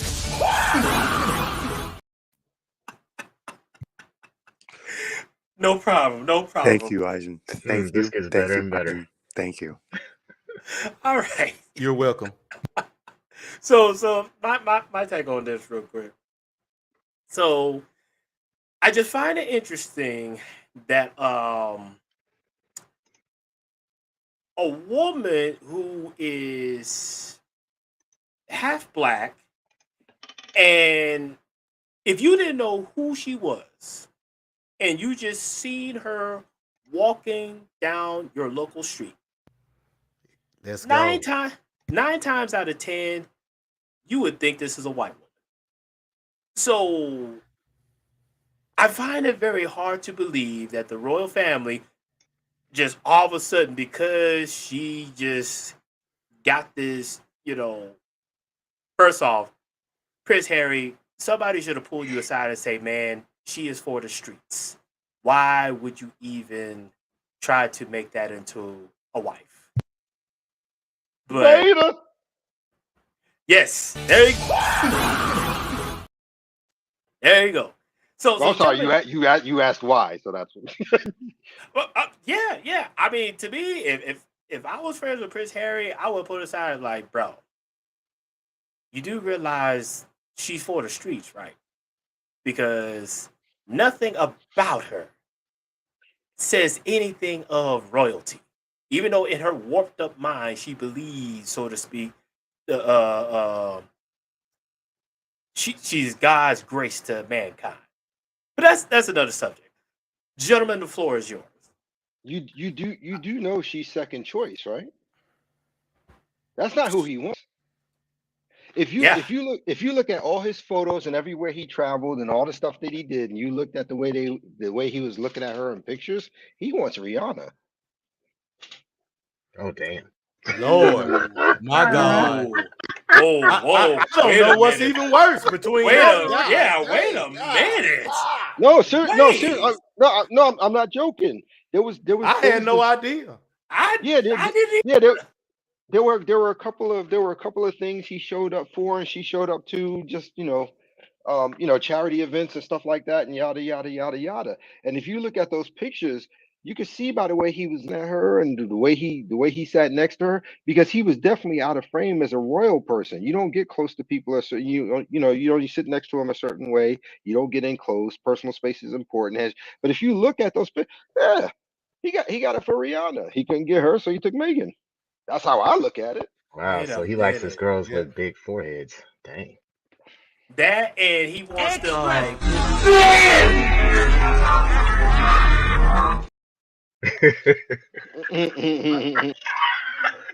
My whole thing you brought up the perfect point.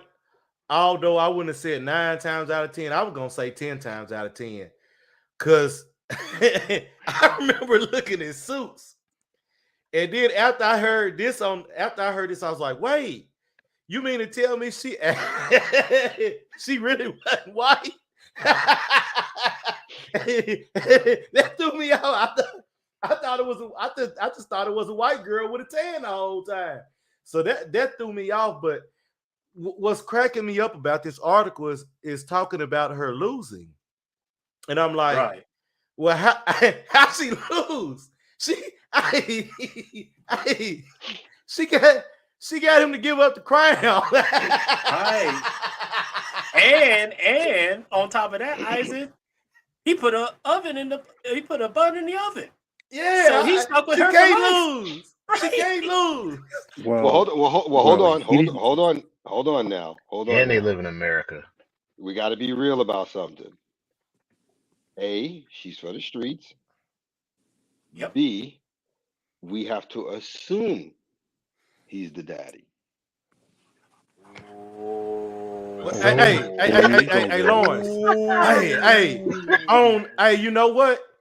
That even brings my point even further home. How can she lose? Well, first of all, he did not give up the crown. He is in the line of succession, but the way the line of succession went, it went to his father, then it went to his brother, then Right. it went to all of his brother's kids, then it would go to him. So he never had a real Well, yeah, shot you know what I mean. at the My throne. bad. I He did not worded it give up the wrong. crown. But I will say this. Here's my personal thoughts, and this is all I will say on this because I have not watched 1 minute of this particular documentary. I will say this. The only way back for this gentleman is the nuclear option. He has to divorce her and fall at his father's feet, who's now the king, and beg for forgiveness for his way back into the family. I'm still working that out. That is his only way back, because she is bad news. She is poison. She is broken on the inside, and he has a lot of daddy issues. He has a lot of mommy issues. I don't think he's even emotionally mature yet. But with all of that said, I'm of the opinion his only way back again is the nuclear option. He has to divorce her and then beg his father's forgiveness to be accepted back into the family. Outside of that, there's no way back. Every day he remains married to this woman, he's done. Well, Go ahead, Lawrence. I'll right behind you. Yeah, well, we have a couple of issues. First of all, there's always the scenario where you've gone too far. The nuclear option is not even available anymore because you have to because he suffers from a variety of things. Right out the gate, all the things you named, he also suffers from the youngest one baby child scenario. He also suffers from the fact that in where monarchies are concerned, he was only born to be a backup plan. Right, an heir and a and he's having trouble with that as well. In addition to that, what I find fascinating is how Charles gets coronated when his mother swore that he would never be king. You know, it's funny. I know that most Americans are not aware, but my mom being born a British subject, I'm well aware. My father as well. Yeah. So the Queen Elizabeth's sister, Margaret, was the same thing. She was the spare. That's correct. And she acted out sexually, socially, every which way possible. I see the same exact behavior in him. It's the same exact thing. Yeah. So that's true. So again, I'm sorry. Go right ahead. I was going to say, here's the only thing with that nuclear plan logic, because I agree, but it's just for one caveat. He needs to first do a paternity test to see if that child is his or not. I'm not touching that. I'm not. But that's why I said it before about touch that. But that's why I did. That's why I did. No, That's why. no. That's why I said right out the gate it could be. But why would you even Hey, here's the because See, thing because right bec- here. because you got ju- to understand, when it comes, and you know this logic, you know this, when it comes to monarchies, establishing paternity is imperative, because you cannot risk having a bastard child ruling the throne of a country if there's no legitimate legacy or lineage attached to the actual royal family. You know right? this. mhm, They I would hear. just they would just as soon take that woman and that child and put her on a deserted island by herself to live out the rest of their days. That's You true. However, his older brother has a son.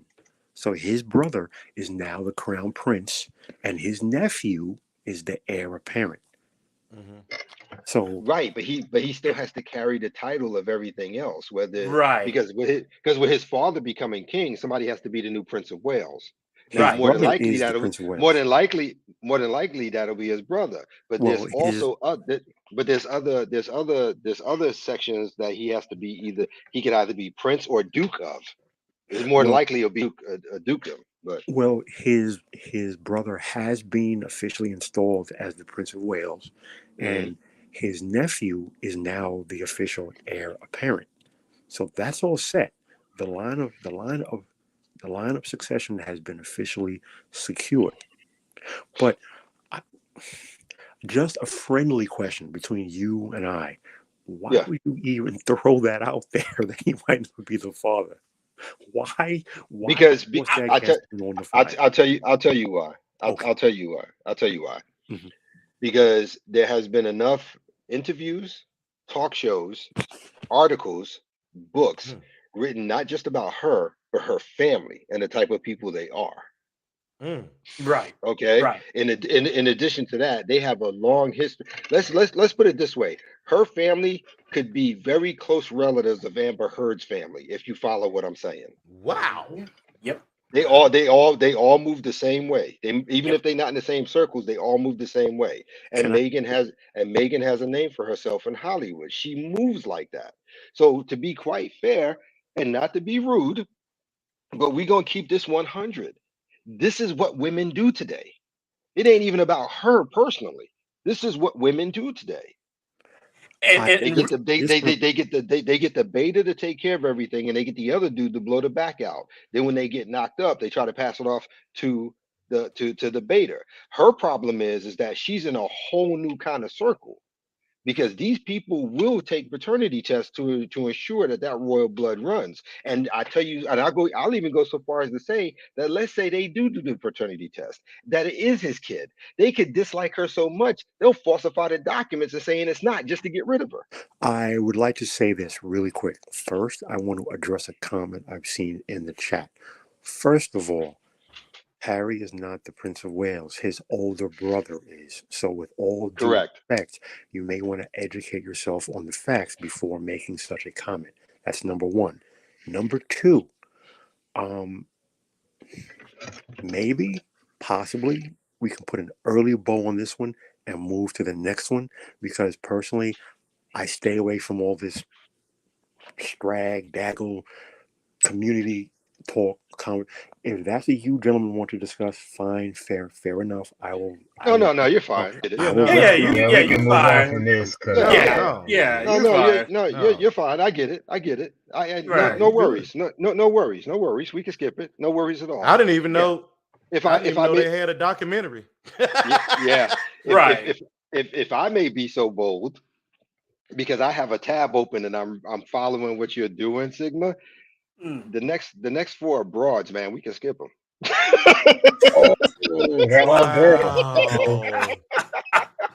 Well, Wow. number one, I definitely want to get to that. But you know what? For time's sake, yeah, we'll skip the next few. So Oh, come on. Does anybody really That's want the to talk? fat girl. Hey, let, That's hey, the hey, the queen look. of the fattening. now, Well, Wait, wait, wait, wait, wait, wait, hold wait. on. I gotta go ahead and say it. I mean, hey, look, it could have fooled me. They could I have mean, fooled you you. said the next four were bras, but it could have fooled me. But Well, the anyway, first one, Oh, the first one's the well, queen of well, the fattening. So I was kind of well, intrigued well, on well, that well, one. fir- well, well, first of all, does anybody really want to talk about Jennifer Lawrence? Does anybody really Not want really, to? bro. No, I Does can't. it? Yeah, Does, not I does, agree. really. does, It's gonna walk okay, I okay. faster than agree. her Well, hold name. on, hold on, hold on, hold on, hold on. No, because we go. Let's be fair. Nobody wants to talk about Jennifer Lawrence. Nobody Wait, wants to talk stop. about what. Hand is up. My hand is raised. My hand is Okay, raised. well, okay. Well, okay. Well, hold that right there. Hold that My thought hand right is there. raised. No, okay. Well, hold that thought. So nobody wants to talk about Whoopi Goldberg. Oh no. Agree. Yeah, My hand No, is No. no, raised. not. My no, hand is raised. nobody. The Okay, crew said no Nobody wants to talk about AOC and climate change. Correct? I don't want to Oh talk about gosh. AOC. Period. Yeah, Exactly. Yeah, That's my man. point. That's my yeah. point. So this is what we do. We go to Jennifer Lawrence, and then we jump all the way down to She-Hulk. Fair enough. Fair. All Yeah. right. So I, let's let Logic. So I'm go back sorry. up to the Shade Tree Mechanic. We could do without Hey, the so photos, to be fair. We hey, can so do you it. trying to say we got to go back up there and read about the Shade Tree Mechanic from the Well, South well, he ain't got to with the read it. He ain't mullet? got to read the whole thing. But I'm just He doesn't saying. have to read the whole thing. But I just wanted to say this. Ah, dog. I just wanted to say this. Yeah. As far as the whole Jennifer Lawrence thing goes, Jennifer Lawrence obviously was not born yet and probably has never even heard of the film Barbarella from the 1960s. And I'm sure she has not seen any of the Foxy Brown films or Tamara Dobson as Cleopatra Jones. So her comments, besides being asinine, are literally unfactually true.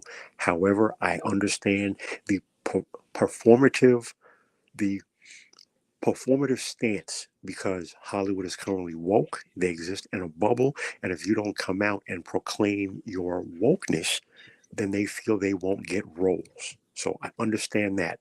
Again, it comes back to the whole Hollywood exists in a bubble, and people don't want that nonsense. That's all that I had to say about Jennifer Lawrence. That's it. That's I all. will. I will say this though. I was upset with her at first because I was like, "What? She ain't never seen Aliens?" And then I remembered she was born after. right.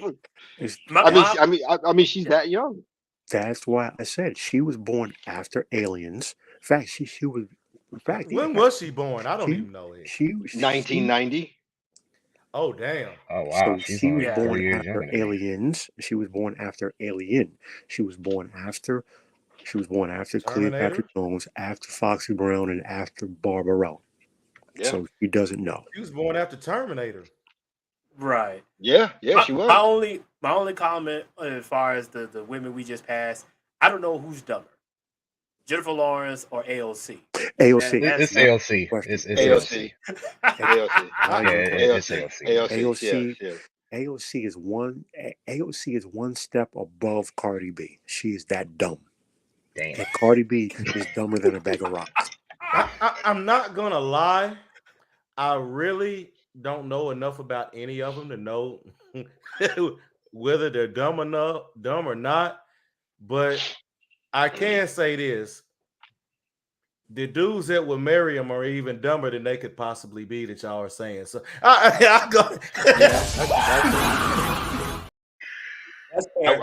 I will tell you this, just to sum up the Jennifer Lawrence and how old she is. Terminator 2, Judgment Day.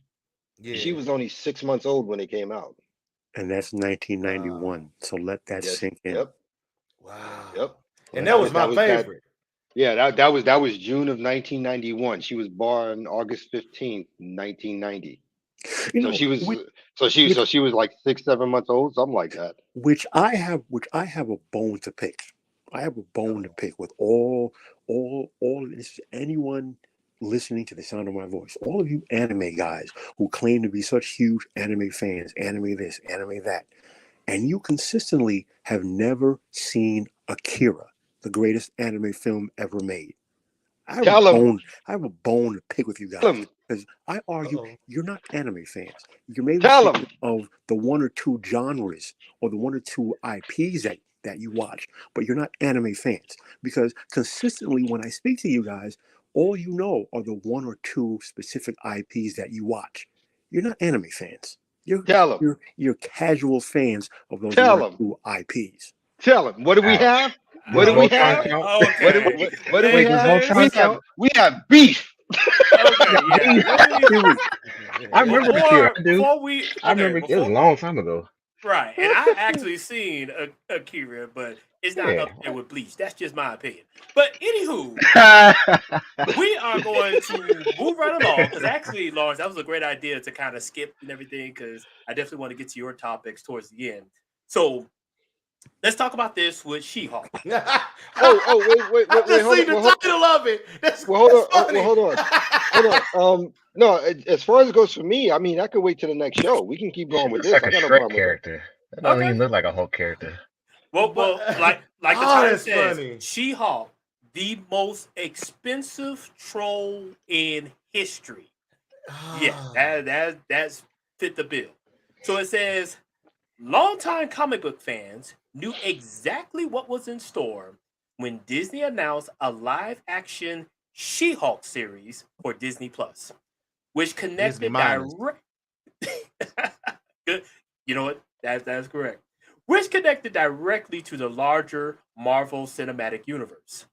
Phase 4 was plagued with problems since its debut, primarily due to head honcho Kevin what's his last name? Feige. Feige. Okay. Feige. Kevin Feige's insistence on pushing radical feminism into every fiber of every production. Therefore, She-Hulk, Attorney at Law, was almost a parody of itself on purpose. The hapless and incompetent writers clearly loathed the source material to such a degree that they purposely trolled fans in the actual show in an attempt to exact revenge on the very people who pay their bills. That and She-Hulk was simply a terribly produced show from top to bottom. Viewers began joking on social media as to what was worse, the cringe-worthy third-wave feminist vomit or the rotten CGI. Indeed, Disney blew a bundle on She-Hulk, supposedly spending $75 million on just 3 out of 9 episodes. That's nearly 30% more than what it cost to make the first Deadpool film. When the show inevitably bombed, the woke writers did what they always do: blame the fans. It came like clockwork, yet convinced no one, especially since majority of the supposedly gigantic audience for this kind of content never showed up to watch a single episode. She-Hulk was universally panned across the board, and for good reason. The entire point of the show was to troll longtime comic book fans, but it ended up leaving Disney with yet another massive financial loss at a time when they were already struggling in the wake of duds like Eternals, Black Widow, and Shang-Chi. The million-dollar question, as always, is how much money can a company lose before it snaps itself out of its own delusion? Gentlemen, go free. That's why just that title alone, when it said they were willing to lose millions just to troll everybody. That's why I said I can't see it folding just yet. Now, I'm not saying it can't. I'm just saying I can't see it. It just goes to show they are willing to go beyond broke.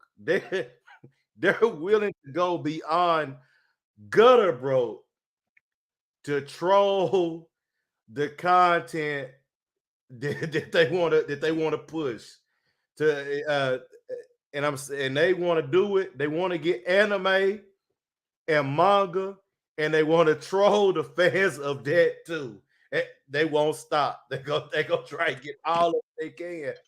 The mere Yo, this fact. bro looks like a Shrek But character, the man. but Yeah. the numbers have changed in the past 6 months. That money is no longer there. She-Hulk was not made in the past 6 months. She-Hulk was Gotcha. actually made in 2021. It was released Oh, in wow. 2022. The money, the finances have changed. If you look at the past 6 months, Disney, first of all, Disney is bleeding out, and it's worse than what people even realize with their FTX exposure and other things. And I don't want to get too far off on that hmm tangent. Things have changed, especially within the last 6 months. The money is not there anymore for them to throw money away just to troll. That day, the margin call is here. The market is closing in 30 minutes. Gentlemen, meet your margin calls. This costume, segue, because as a long-time comics fan, I recognize these colors because they're trying to troll someone like myself, a long-term Marvel Comics fan, because those colors, that color scheme, is reminiscent of her time when she was a member of the Fantastic Four. It's it's it's the color scheme. So yeah, they trolled every which way possible, left and center. I watched 20 minutes of the first episode, turned it off, didn't watch any of the rest of it. So I cannot have an informed opinion as to the totality of this show, but from what I have seen, it's complete and utter garbage.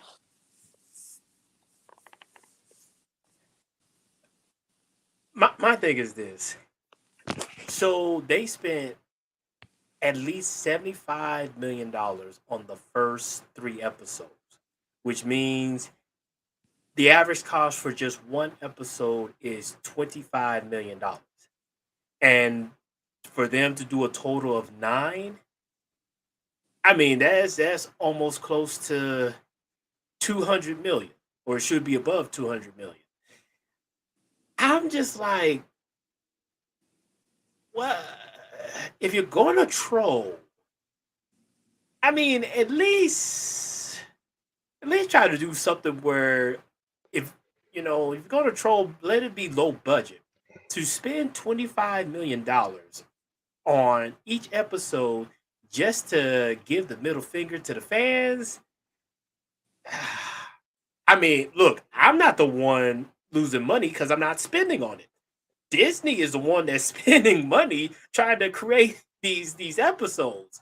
So I don't That's know. my question. What fans exactly? Like, who asked Right, for this? She does not look like a right. Hulk character. She looks like a Shrek character. Hey, that's why She, the title says the most expensive troll in history. Believe me, nah. she's a Rolling Stone, so she's not gonna be cheap. Yeah, I guess so. All right. I will. I will. How do I say that? You know what? It just needs to be said, and it seems like a lot of people are afraid to say it, whether it be online, in corporate, or whatever have you may. So let me be the first one to say it. I mean, really, really say it. Disney is dead. We might as well get Oh yeah. used to it. Oh We yeah. might as well accept it. There's nothing about, well, it's bleeding money, it's in a bad spot, margins are being called, markers are being called. None, forget all that. Let's start naming it for what it is. Disney is dead. Mhm. Disney is dead.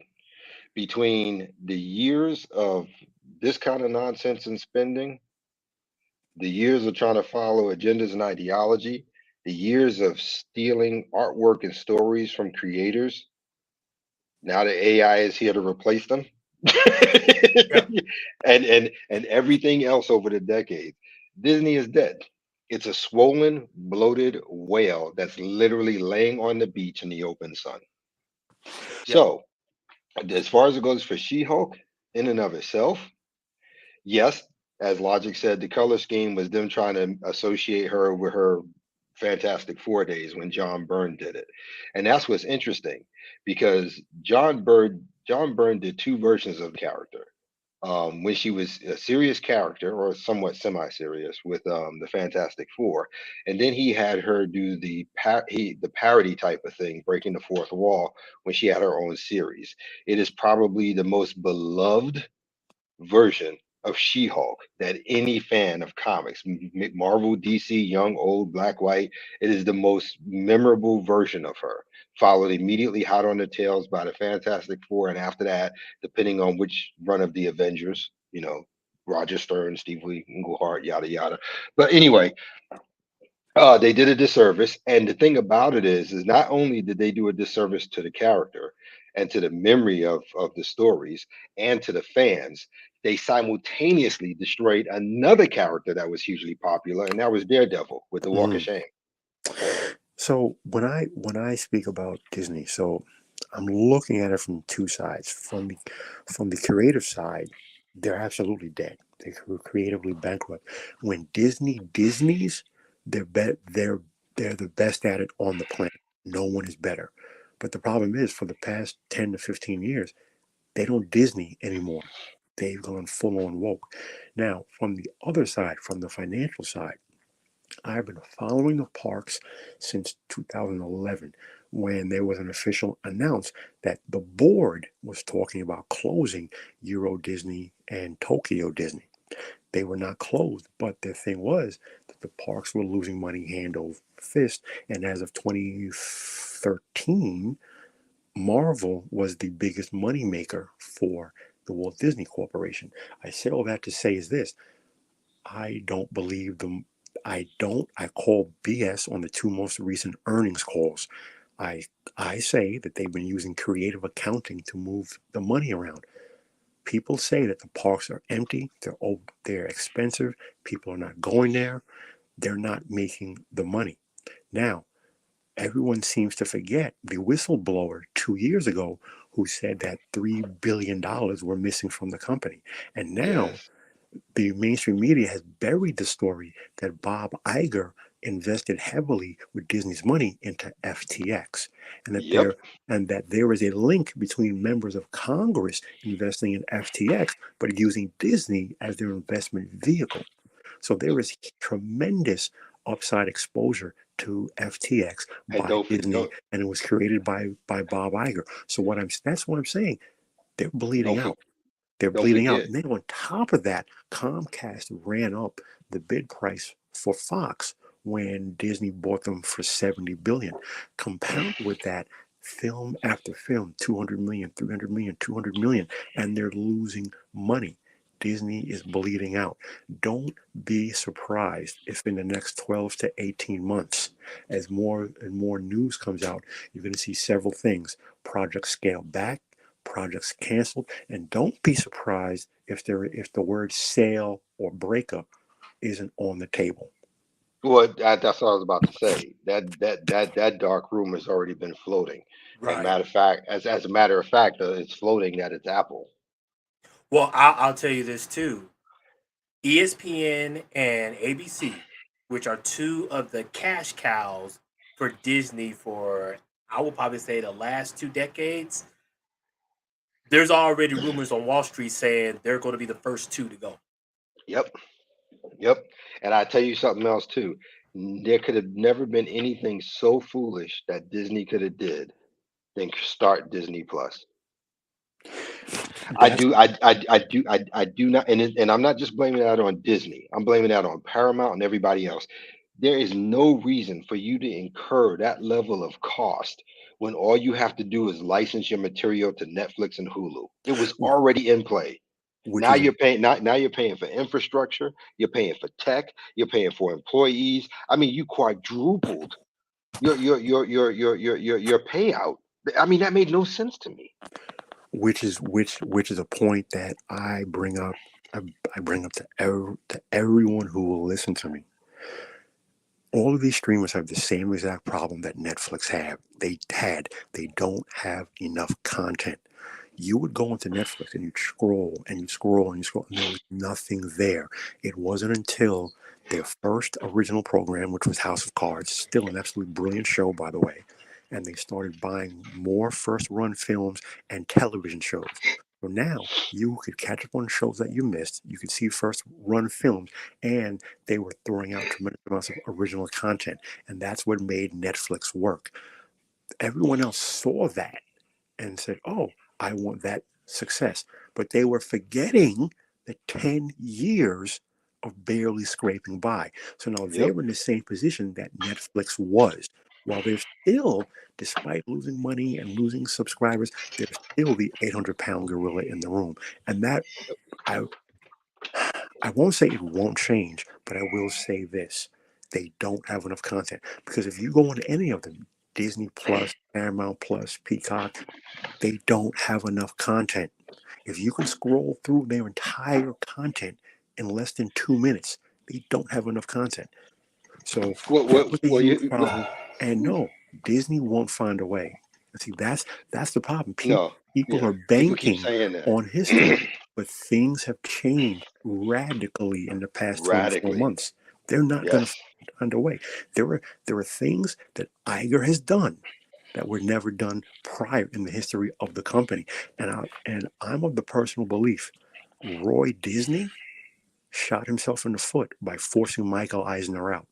Because whatever personal issues he had with Michael Eisner, the downfall of Disney began the day that he pushed out Michael Eisner and brought in Bob Iger. that is correct. That is correct. And you also have to take in consideration that there's so many things going on simultaneously. Like I said, because if you look at the history of it, Netflix didn't start as a streaming service. Everybody knows it was like order a disc, have it delivered to you, you send it back. And if you notice, in order to shore up content initially for Netflix to get out of the red into the black, what they started doing was they started licensing from TV shows so that if you missed it on Tuesday, you could watch it on Wednesday on Netflix.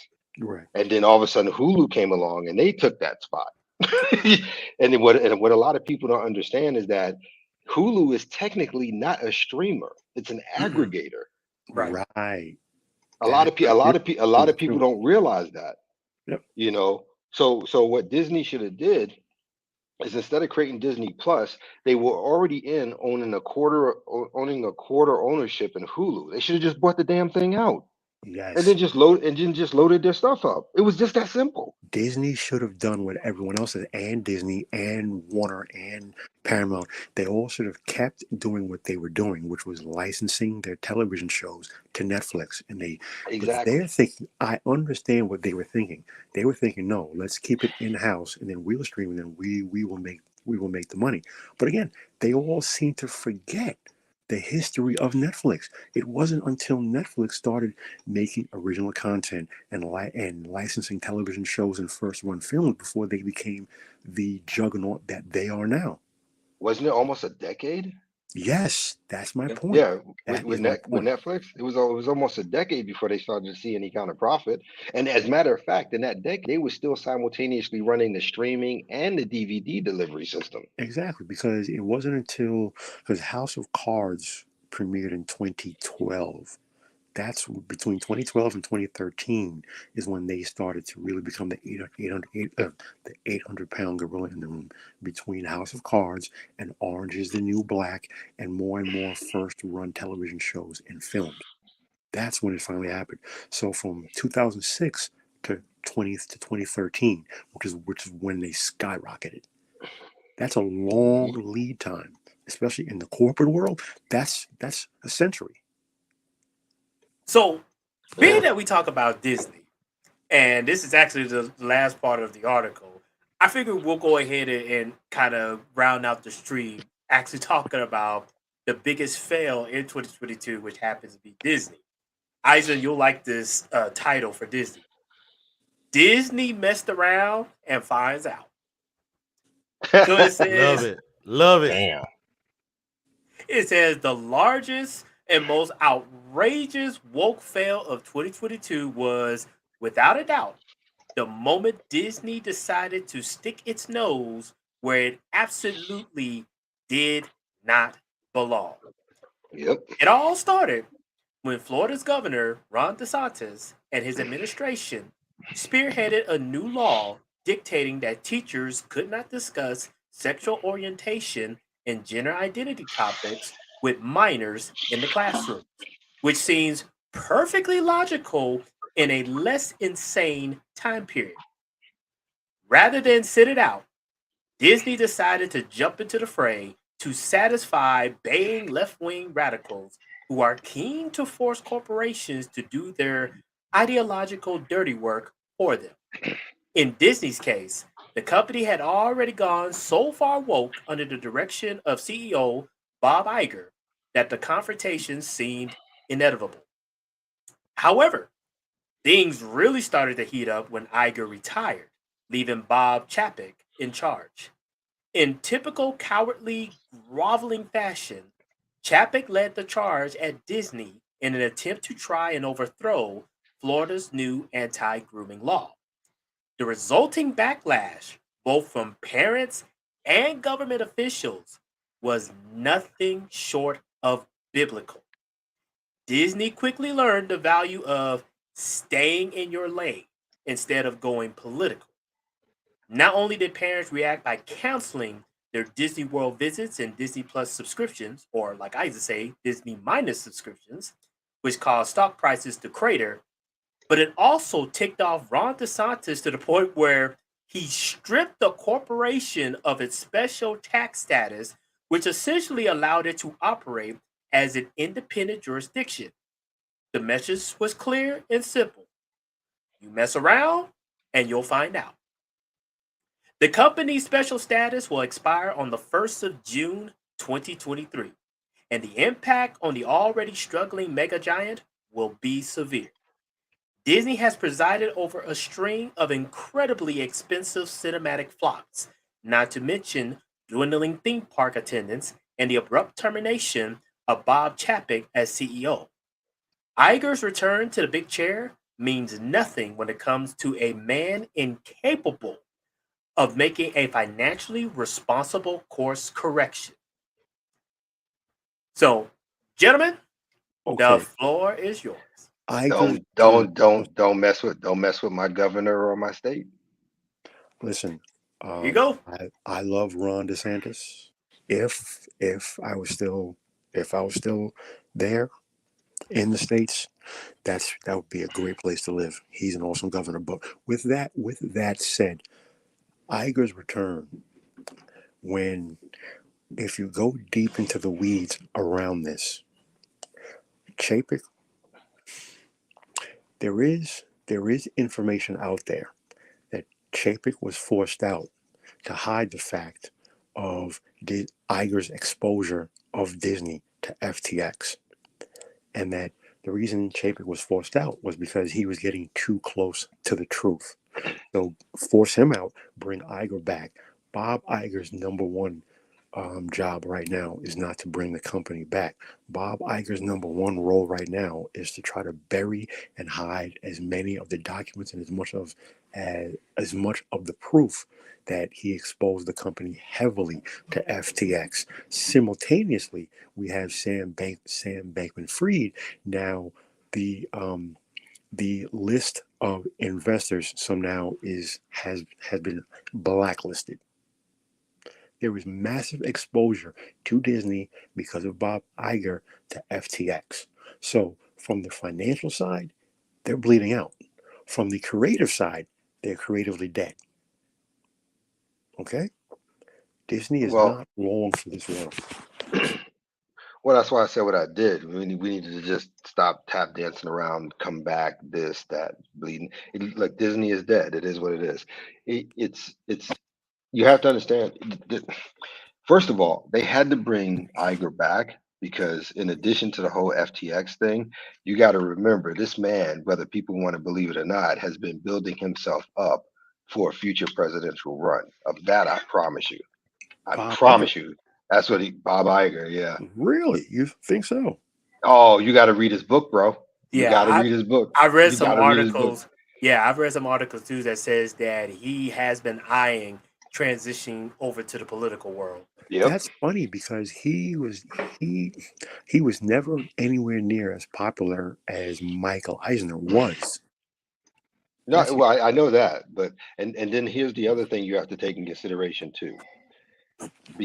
In addition to bringing him back so he can help find a way to hide the whole FTX thing so it doesn't look politically and socially bad for him, you also have to take into account that Iger is not a manager. He's not. He's a facilitator, but he's not a manager. Everybody else manages everything from Kevin Feige to Kathleen Kennedy. Whether they're good or not is irrelevant, but that's who manages everything. What Bob Iger is a closer. That's what he does. And that's why he's back, because he can close the deal and sell Disney to somebody for a proper profit for the board. Because like I said, that's what he does. Just like he closed the deal with George Lucas, just like he closed the deal with DreamWorks, the same way he closed the deal with Marvel. He's a closer. That's all he is. He so now when did he leave? He left right after Endgame, wasn't it? Right. Yeah, I was going to say. No. That is not the case. It was It was early. before. Yeah, it was the end of It was the end of 2021. Chapek only had the seat for about 10 or 11 months. So that mean so that mean he closed the deal with Viz Media for him to get the distribution rights for Bleach too. So yeah, that also means that they left him in there long enough that they can put blame on him. This is also true. However, there has been unconfirmed reports that he was given. When I say him, I mean Bob Chapek was given a golden parachute. So everything that was under production, there's nothing.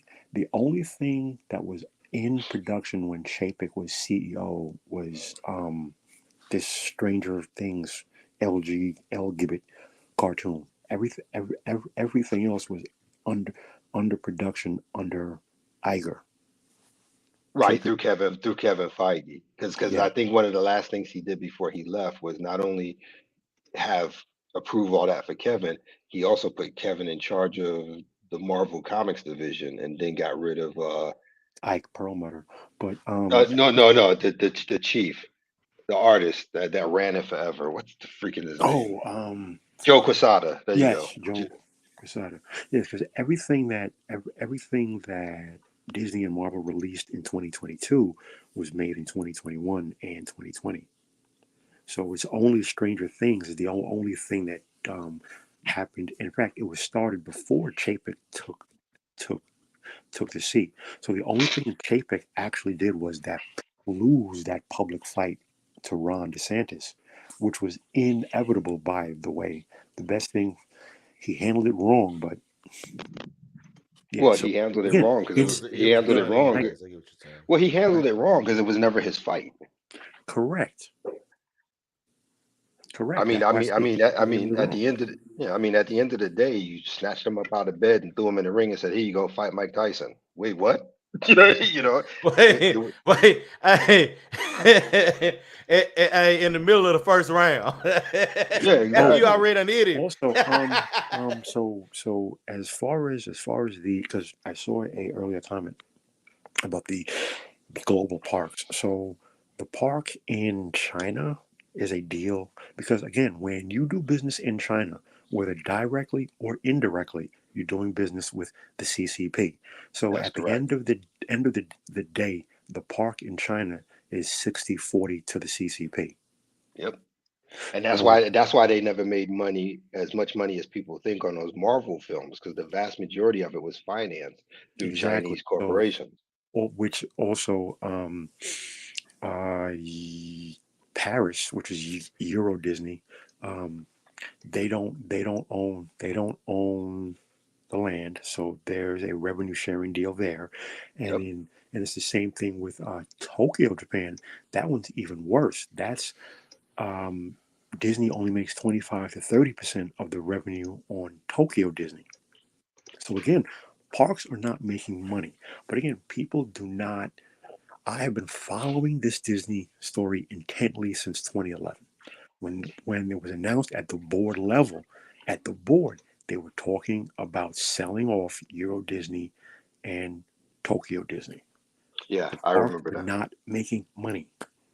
I remember that because most of my information I had got from Neon and Geeky over at Clownfish TV. Yes, because they own stock in the company, so they would actually be in on the annual meetings and they'd hear everything and yada yada. So that's generally where I got my information from for the most part.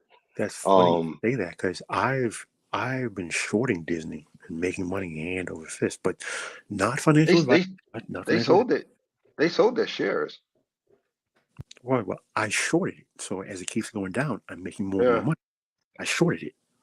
No, I know you did, but I'm talking about Neon and Geeky. They sold their Neon shares Geeky. from what he Right. said. Mhm. I would have held on to them just for a little bit longer because, like I said, that sale goes through with Apple or whoever it may be. It might be a nice big payback, but I mean, they do what they want to do. They Yeah, grow folk. So, I would not be surprised if within the next 12 to 18 months, if parts of the company are start or will get sold off. Maybe not the entire company, but parts. I would not be surprised. well, I tell you this much, and let me throw this out here real quick. Hmm. It's going to be interesting if it starts getting sold off in parts, because what we could possibly see is we could watch Disney turn into what we watched the last decade Warner Brothers turn into. Ooh, That's an Yeah. that's a interesting good point comparison. because now I said I said to you gentlemen at the start of this year, I said, listen, I have been doing this for almost 40 years in one capacity or another. And when I see Zaslav, I know what I'm seeing. He is going to sell off bits and pieces as he can to make money until there's nothing left but DC Comics and Warner Brothers Studios, at which point he will do one of two things: pump them up for maximum value or sell them off. And exactly what I said has happened. The first part has happened because everything that has been pulled off of HBO Max has been licensed and sold to other streamers.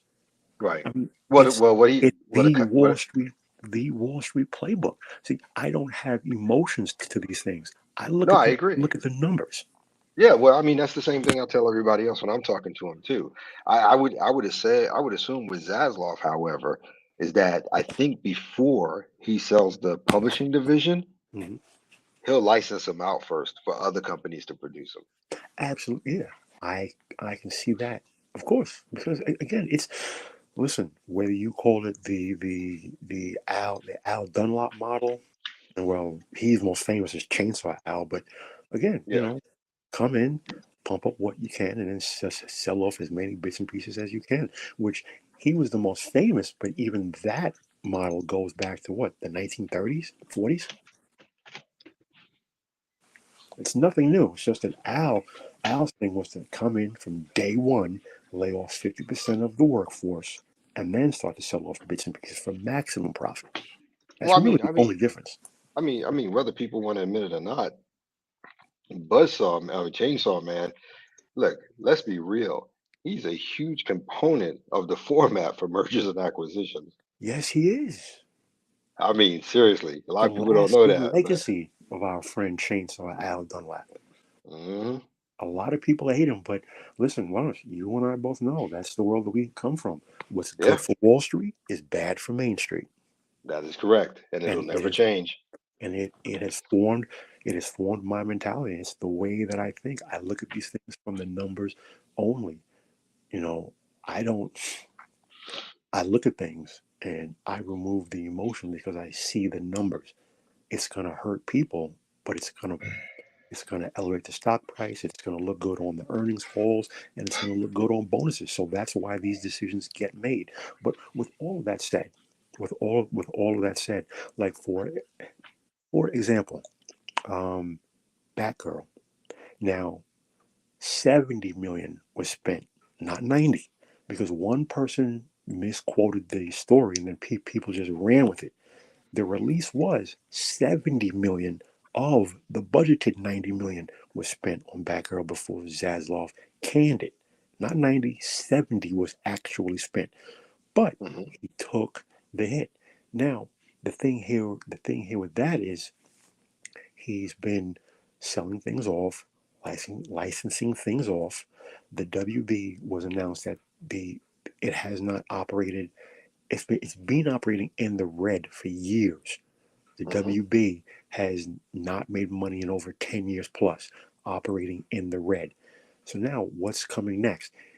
At some point, you're going to start to see layoffs. The first layoffs may be tax shelter hires because those are the easy ones to get rid of first. But again, Yeah. I know all of this. I've been doing this for a long time. I know this. I know the playbook, and Zaslav is the same playbook. It's no different. All Like I said, right. like I said, man, That's all I do, mergers and acquisitions, man. I see this all day, every day. All day. It's gonna be what it's gonna be. Um, but like I said, it's like you said earlier, go woke, go broke. Yep. That's it. The only And thing I gotta say for this is, and this is just the sports side of me coming out. I just want Fox to acquire ESPN so that they can merge the USFL with the XFL, so we get one big spring football league. But that's just me. That's just being Sigma, a sports person. Sigma, the thing here is this, right? If you look at Disney, right, and you Mm, have to look at it. You have to look at it the way that someone like myself or Lawrence looks at it, from the money, and then you to look at the bits and pieces. Core Disney is actually the least valuable of the entire company. So ESPN, then arguably between Marvel and ABC Capital Cities, then finally you get down to Disney. That being the parks on one hand, and then the parks, merchandising and animation. Those three parts. mm, So if you are an outside suitor and you're looking at Disney, you're going to say, well, I want ESPN. I may or may not want ABC Capital Cities, and I may or may not want Marvel. Everything else, you can keep Disney. But if you're Iger and if you're the board, you're like, no, no, no, no. Since we have to sell, you have to sell everything. So it's an interesting conversation to say the least. Once you Yeah. remove the emotions. Yeah. Because I mean, because Eisen will tell you, I can't speak on it, but Eisen knows what I'm talking about. There's a publishing company that I've been working on, and everything the last part of what you said is exactly what I go back and forth with constantly. Yeah, I want this piece. Well, you're going to sell all this piece, yada yada yada, and you do a buzzsaw thing. Okay, so fine. Look, if I buy everything, this is what I'm going to do. As soon as I buy everything, I'll take portions of it and I'll sell it off at a discount because there's always somebody. You know what I mean? mm. And True. then and then whatever the difference is, I'll just do just like Zaslav did with Batgirl, put it as a tax write-off. Because like, Also, yeah, in okay, in retail sales, there's something called same store sales. So Sigma, if you own 10 stores, right? And let's Hmm. say 2 years ago you made $10 million. Last year you made $15 million. This year you made $20 million. You say, great, my business is growing. However, what's important when you own when you own a chain retail business, same store sales is king, not overall revenue. You have to look at what right, each individual store generates, because Right. if 8 of your stores had an annual 25% increase in revenue, that's great. One store had a 75% increase in revenue, but one store had a 50% decline in revenue. So you think the business is doing great, but that one store is actually losing you money. So you have to look at Hmm. same store sales. Now, I say that to say this so you understand the concept of where I'm coming from when I say when you look at a corporate giant like Disney, you have to look at the individual bits and pieces. And I know because this is part of the Wall Street Insider Bible. There's something called creative accounting, where you can move monies around, and then there's some things you legally can do, some things you legally can't do. But companies will always will toe that line, violating the spirit of the law while maintaining the letter of the law. yep. The parks are not making money. If the parks are not making money, clearly Disney Studios are not making money, which brings down the merchandising. So that's Disney. Everything Well, else is well, not for Disney. the parks are a remarkably painful thing to watch Right. because when they started building that theme section that was Mm, supposed to be part of the last three Star Wars films, mhm. or what they call Star Wars, because that's not Star Wars to me, but they started building, and it was bad, and it happened quick. I mean, it went bad so fast. I don't even think they finished building it. Um, There was sections of it that weren't completed, and there was another theme. I can't remember what it was, but that went bad as well. And then you got, and you look, you know, Disney's hit a whole new level when the drunk soccer moms are pissed. well, Dang. I'll Yeah. counter you with this. I will counter you with this. When it comes to the park, Universal Studios is kicking the mouse in his tail because Yeah, they're opening count them, three brand new parks in 2023. Universal Studios or Orlando already kicks Disney World's backside and has so for years. They're opening three new parks in 2023. Disney is claiming their next brand new park won't open until 2025. here's the thing about here's the thing about Universal. We have two things. First of all, I can't remember what it was because I know I saved it. I haven't read it yet, but there Mhm. was some issue with a particular theme that wasn't working, and I think it fell and crushed a kid's foot. So that's going to do some damage. And if I remember correctly, I don't think they were able to maintain the license to the Harry Potter thing, which was huge for them. The Hogwarts thing, if I remember correctly. So we'll see how that plays out with the building of the new stuff. I don't know if that'll slow it down or if it was already budgeted prior. So that's something to keep an eye on. That will be something of interest to keep an eye because J.K. Rowling apparently wants nothing to do with Disney. So Yeah, yeah. that's to be. I'm sorry. I'm sorry. Go ahead. No, I'm done. I'm done. As far as Oh, well, you know what? I just want to address something really quick. I don't have intimate knowledge specifically about Pixar, but what I will say, given my history and my background, once a company becomes a wholly owned subsidiary, as Pixar has been now for almost 20 years, at this point, they're no longer a separate company. So in order for them to be spun off, it would actually take effort to actually separate them.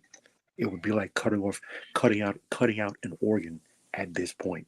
So they're not actually separate. Yes, there's that name Pixar, but yeah, they're Disney employees at this point. At this point, yeah, Pixar is a name. Yeah, yeah. Not it's Because synonymous it's with Disney. nothing separate. Agree. yeah, It's yeah. It's nothing. Because the fact that they're a subsidiary tells you everything you need to know. Because generally in mergers and acquisitions, buying another company is considered to be a bolt-on. Right. So you can maintain a certain amount of anonymity, but you still have the big aspect of being an independent thing in and of itself. You're just a, you know what I mean? It's like me buying a publishing company. Great. I have a publishing company. I produce content for the publishing company, but I'll go buy a bolt-on like a printing company because it would save me Right. on having to send out some. But when you start making it a straight up subsidiary without giving it its own autonomy, then you're doing more damage. No, this is a Um, better yeah. example. Like maybe when is what Microsoft like when Microsoft bought Skype. There you go. let me Right. Well. let me add this. So if you when you first buy a company, they're a Hmm. separate entity. Now it becomes how do you integrate them into your existing structure? Because now there's payroll, there's HR, there's the logistics of Right. suppliers. All of that has to be melded into your operations. Savings But plan, that health benefits but plan, th- all of those things have to be melded in to your operation. So But over that's the but that time, but that's the but that's the problem. with That's the point I'm making because that's right. the difference between a subsidiary and a bolt-on. No, You're right. talking No, no. what I you're was just saying. What you're trying to just yeah. maybe give further detail for those who don't know, because Oh at the end of the day, you and I are intimately aware and knowledgeable, whereas we're trying to explain this to these gentlemen here who maybe are not as quite as aware as we are because we've done this for decades. oh yeah. Well, I know Eisen is because I talked to him enough about Okay. it. Yeah. I'm, I'm, I. I I'm waiting for him to tell me to shut up. So no, you good. No, yeah. Nah, Hey, you're when y'all good, get to Lawrence. going, hey, I'll let y'all do y'all thing. Yeah. My thing with Pixar, because I knew something goes up when after Disney had acquired Pixar, they really started pushing hard for 3D animation rather than 2D. And Right, they I did. came from that generation where I only knew Disney just based off of 2D. Now, don't get me wrong, Toy Story was awesome, still awesome to this day. I think there was like Bugs Life that came out around that time and all. So I thought every now and then those were pretty good movies. But now it's just like Disney is just strictly focused on just producing 3D stuff, and I'm just Yeah, kind of Well, like yeah. that's one Sigma. thing that kind of draws me to like anime and manga because anime is like yeah, every now and then they'll do like some 3D animations for their work, but they stick tried and true with their 2D animation. That's Sigma. what Yeah, Can I that's what ask? yeah. draws Can them I ask you there. a question? Don't Sigma. Sure. just real quick because I know what time. Ragnarok is talking to you, Sigma. Yeah, we're about to close it a bit, so Oh, we'll okay, be all right. coming to tail end. But go ahead, Logic. Yeah. So Sigma, what I was gonna say is, when it comes to Disney, I said when Disney's, they're the best at it on the planet. Nobody does it better. But for the past 15 years, they've stopped Disneying. So are you familiar with, or have you seen Snow White and the Seven Dwarfs, Sleeping Beauty, um, Chitty Chitty Bang Bang, Sound of Music, Herbie the Love Bug, The Black Hole? All of these Disney classics, because that's Disney. Beauty and the Beast, all the Mickey Mouse stuff, that's Eh, Disney. All of this Right, new stuff, Disney stopped. Disney, when they moved away from wholesome family entertainment. Disney, when they Disney, there's nobody better at doing it. But Disney stopped Disneying. And so right. I'm I mean, curious it if was a there's a short whole film. generation of people who your age, 30 and under, they don't, when they look at Disney, they don't look at it the way that someone my age and our age, how we look at Disney. Like I'll tell you right now, this is just my opinion because there's other great stories and everything that came around. One of the best Disney films I saw as a young kid that got me hooked was Ichabod Crane and Sleepy Hollow. Mm. Not many people know. It's a short story, but not many people know about that particular movie because I think it comes in two is Ichabod Crane and Mr. Toad, but it was Ichabod Crane and Sleepy Hollow. That story in and of itself got me hooked on this. You know I, what's I funny? forgot about that one. If you mention Sleepy Hollow, I would think most people your age know the Johnny Depp film Sleepy Hollow, Right, which was a right. great film. But that's Yeah, a Disney story. That's a Disney film. Well, it's an older story, but it's based on the Disney film. Hmm. Right. but yeah, I had forgotten about that old film. But I would say during my time, probably my most favorite Disney production would have been Gargoyles. Yeah, Gargoyles was really good series. Yeah, It that was would really be I good. fair. liked a lot of the older stuff too, but that just was really my favorite. Hmm. Gargoyles, I would say Gargoyles was kind of like they were kind of like Disney's version of you could say either DC's League the tongue I know what you're twister. saying. Just you going Yeah, Justice Justice League. Justice League League. and Yeah. all. Yeah, Do you it know? was Do you know Disney. why that show was canceled though? Who? Because No. because mothers across the country said that was not Disney. It does not fit in with Disney's wholesome family image. At the end of And the that, day, yep. they're gargoyles. Wow. So and actually, mothers Wow. got that and show and canceled. yep, Oh man. that right there is the reason why you see Disney refuse to do anything R-rated because of that. Thanks a It lot, went back. soccer moms. It went back before that, but yeah. Yeah, but Wow. on films, And but Gargoyles wasn't even R. Right. No, No, not at that's what all. I'm but saying. it's the But the imagery of yeah, gargoyles. because gargoyles are associated with being evil You got and it. demonic. I get Yeah, what you you're get. saying. I was because you have to remember Creatures of these the are night. 'cause you have to remember this is only 10 years later with the same women who were mothers 10 years earlier with Dungeons and Dragons. Yeah. Mm. You're talking about people like Tipper Gore. Yep.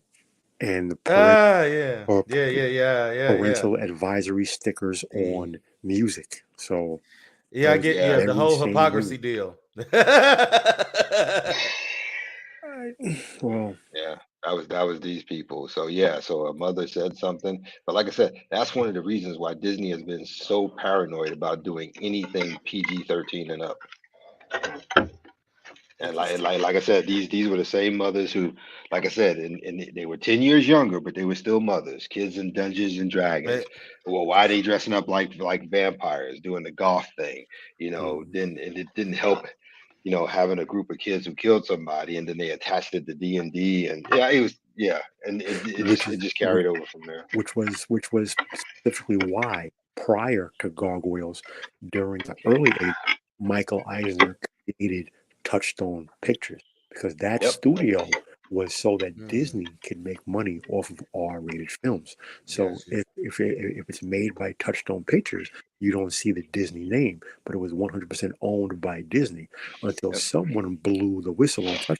But Man. I tell you this much: a lot of the problems with Disney, especially that capital aspect, Iger was buying stuff at too high a price. I'm sorry.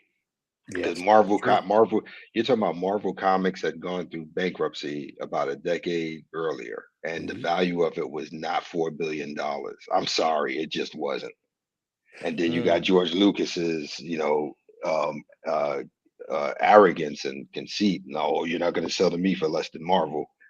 Which to some degree he's right, but yeah, but because but but but 4.5 and the ridiculous price he paid for Fox was just That's the one.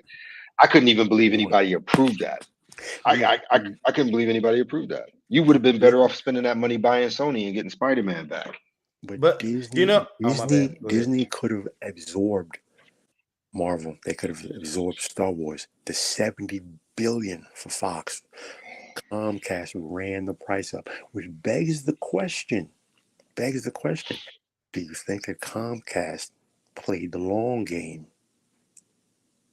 Said, Mm, okay, It's let's good analysis. Yeah. let's see how this plays out. Yeah, yeah, yeah. yeah, I think absolutely. yeah, I mean, what hurt them with Marvel and Star Wars is just crappy production and crappy content because Well, those actually, I mean well, well well, actually, I will say this. the Star Wars. production was fine. It was the quality of storytelling. That's the Yeah. problem. Okay. My bad. I'll go with Star Wars, yes, because Star Wars I mean, they were selling toys for the longest. I mean, Yeah, you make it, the you can make production money off values, anything there. the production value of Star Wars has not gone down. Oh, And Yeah. just as I see what you're people saying. ask, how does everything Star Wars look 10 times better than it does Marvel when they're both owned by Disney? So the problem is not the production cost, as You're Lonnie right. said, it's the storytelling. It's Yeah, garbage. yeah. My bad. I'm using the wrong term here. Yes, you're With correct. Marvel, Yes, the it's writing. double whammy: bad stories and poor production values. And that's Right, why right. that's why even though I'm not a fan on the level of you, Eisen, why Star Mhm. Wars why Star Wars hurt me so much because the visual quality I Yeah, it looked loved. good visually. It, ju- Yes, I it agree. just it You're just it right. just You're angered right. me so much there wasn't good character development and stories to go along with it. It's like it's like it's like something I used to tell my ex-wife. There's nothing uglier than a woman with a great body wearing a beautiful dress and don't know how to walk in it. Damn. I wanna, I'd like to cycle back on Hey, something. that's an awesome analogy. I would like to Hmm. cycle back on something because someone said something in the chat, and it's been sticking in my craw a bit. And I think maybe the person might be looking at things through the wrong lens. Because maybe they don't have the relevant information from the many multiple horses' mouths. Fans and conventions did not bring Star Trek back to film in 82 and even 79. Star Wars did. It was the popularity of Star Wars. Sci-fi exploded after Star Wars came out, and everyone in Hollywood had to have anything sci-fi. So what was the biggest name but had nothing out there? That was Star Trek. That's why Star Trek came back, because of Star Wars. Yes, 2 years after, Star actually. Wars. Yeah, Star Trek it's always had that particular niche of fans that that were just they were fans. They had been there a long time. Right. While Star Wars, it grew and brought in new fans regularly around the world. Touchstone. Star Wars is a cultural, global touchstone. Yes, Everything exists in the shadow of Star Wars. The only thing that doesn't is my favorite, Doctor Who, but that's over in Britain. Star Wars, Star Trek came back because everyone in Hollywood had to have anything sci-fi. It was the biggest name that had nothing out, but it had the name Star Trek. So it came back. And studio heads have literally said that. Roddenberry said that. The actors, writers, producers, they've all said that. Everything in Hollywood owes its success to Star And you got it. And you also have to remember the time period when Star Wars came out in 77 and what it did. The cultural touchstone and profitability of Star Wars is why in 1978 we got Superman the movie. There you go. After that, in 1979, we got the Star Trek movie, and it just built from there. So, I mean, because up until then, sci-fi wasn't really done like that. I mean, we had Star Trek, true, on TV in the 60s. But sci-fi itself, at least the spacefaring stuff, wasn't. Yeah, hell, even after Star Wars, that's how we got Close Encounters of the Third Kind. Star Trek, the motion picture, is the last film I ever saw in a standalone movie house. Really? And I know you are the only other person who probably ever been to a standalone movie house. Oh yeah. One screen, no multiplex, not even two. No, it's just one. It's just one. Standalone movie theater. And actually, if you were sneaky, you buy your ticket, and then after the movie ended, if you hid real well when they came in to clean up, you could sit there, and the other film would start playing. That was totally different. Boom. I used to do that on 42nd Street all the time. oh yeah, of course. But especially for those old Shaw Brothers martial arts movies. You know what? Was a legend. I would say when I was younger, I have been to a standalone, but it would probably have more to do with location than anything. Oh no, they were still around because even in '86 when I was in the military and I was in California, they were still standalone theaters.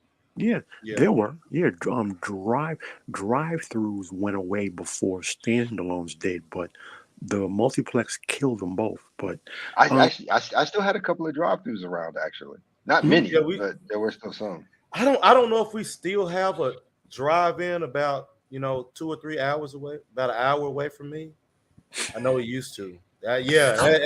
All right, ladies and gentlemen, we need to close this down. So. Oh crap! 3 hours. Oh my goodness. Oh yeah, I gotta go. I know. We was getting in, but I'm looking at time like, I didn't realize it. I didn't either. Hey, this will carry over into next month's State of Melt Entertainment because March, there probably won't be one since I'll be out of the country for a bit and everything. But definitely, this conversation will carry over into next month and everything, because I know, Lawrence, you had a topic that really I wanted to deep dive into it, so we'll get into it on the next one. But that's fine. Yeah, gentlemen, it has been great. Way to start off 2023. I just want to thank everybody for listening in and all. Definitely tune in for next month. Until next time.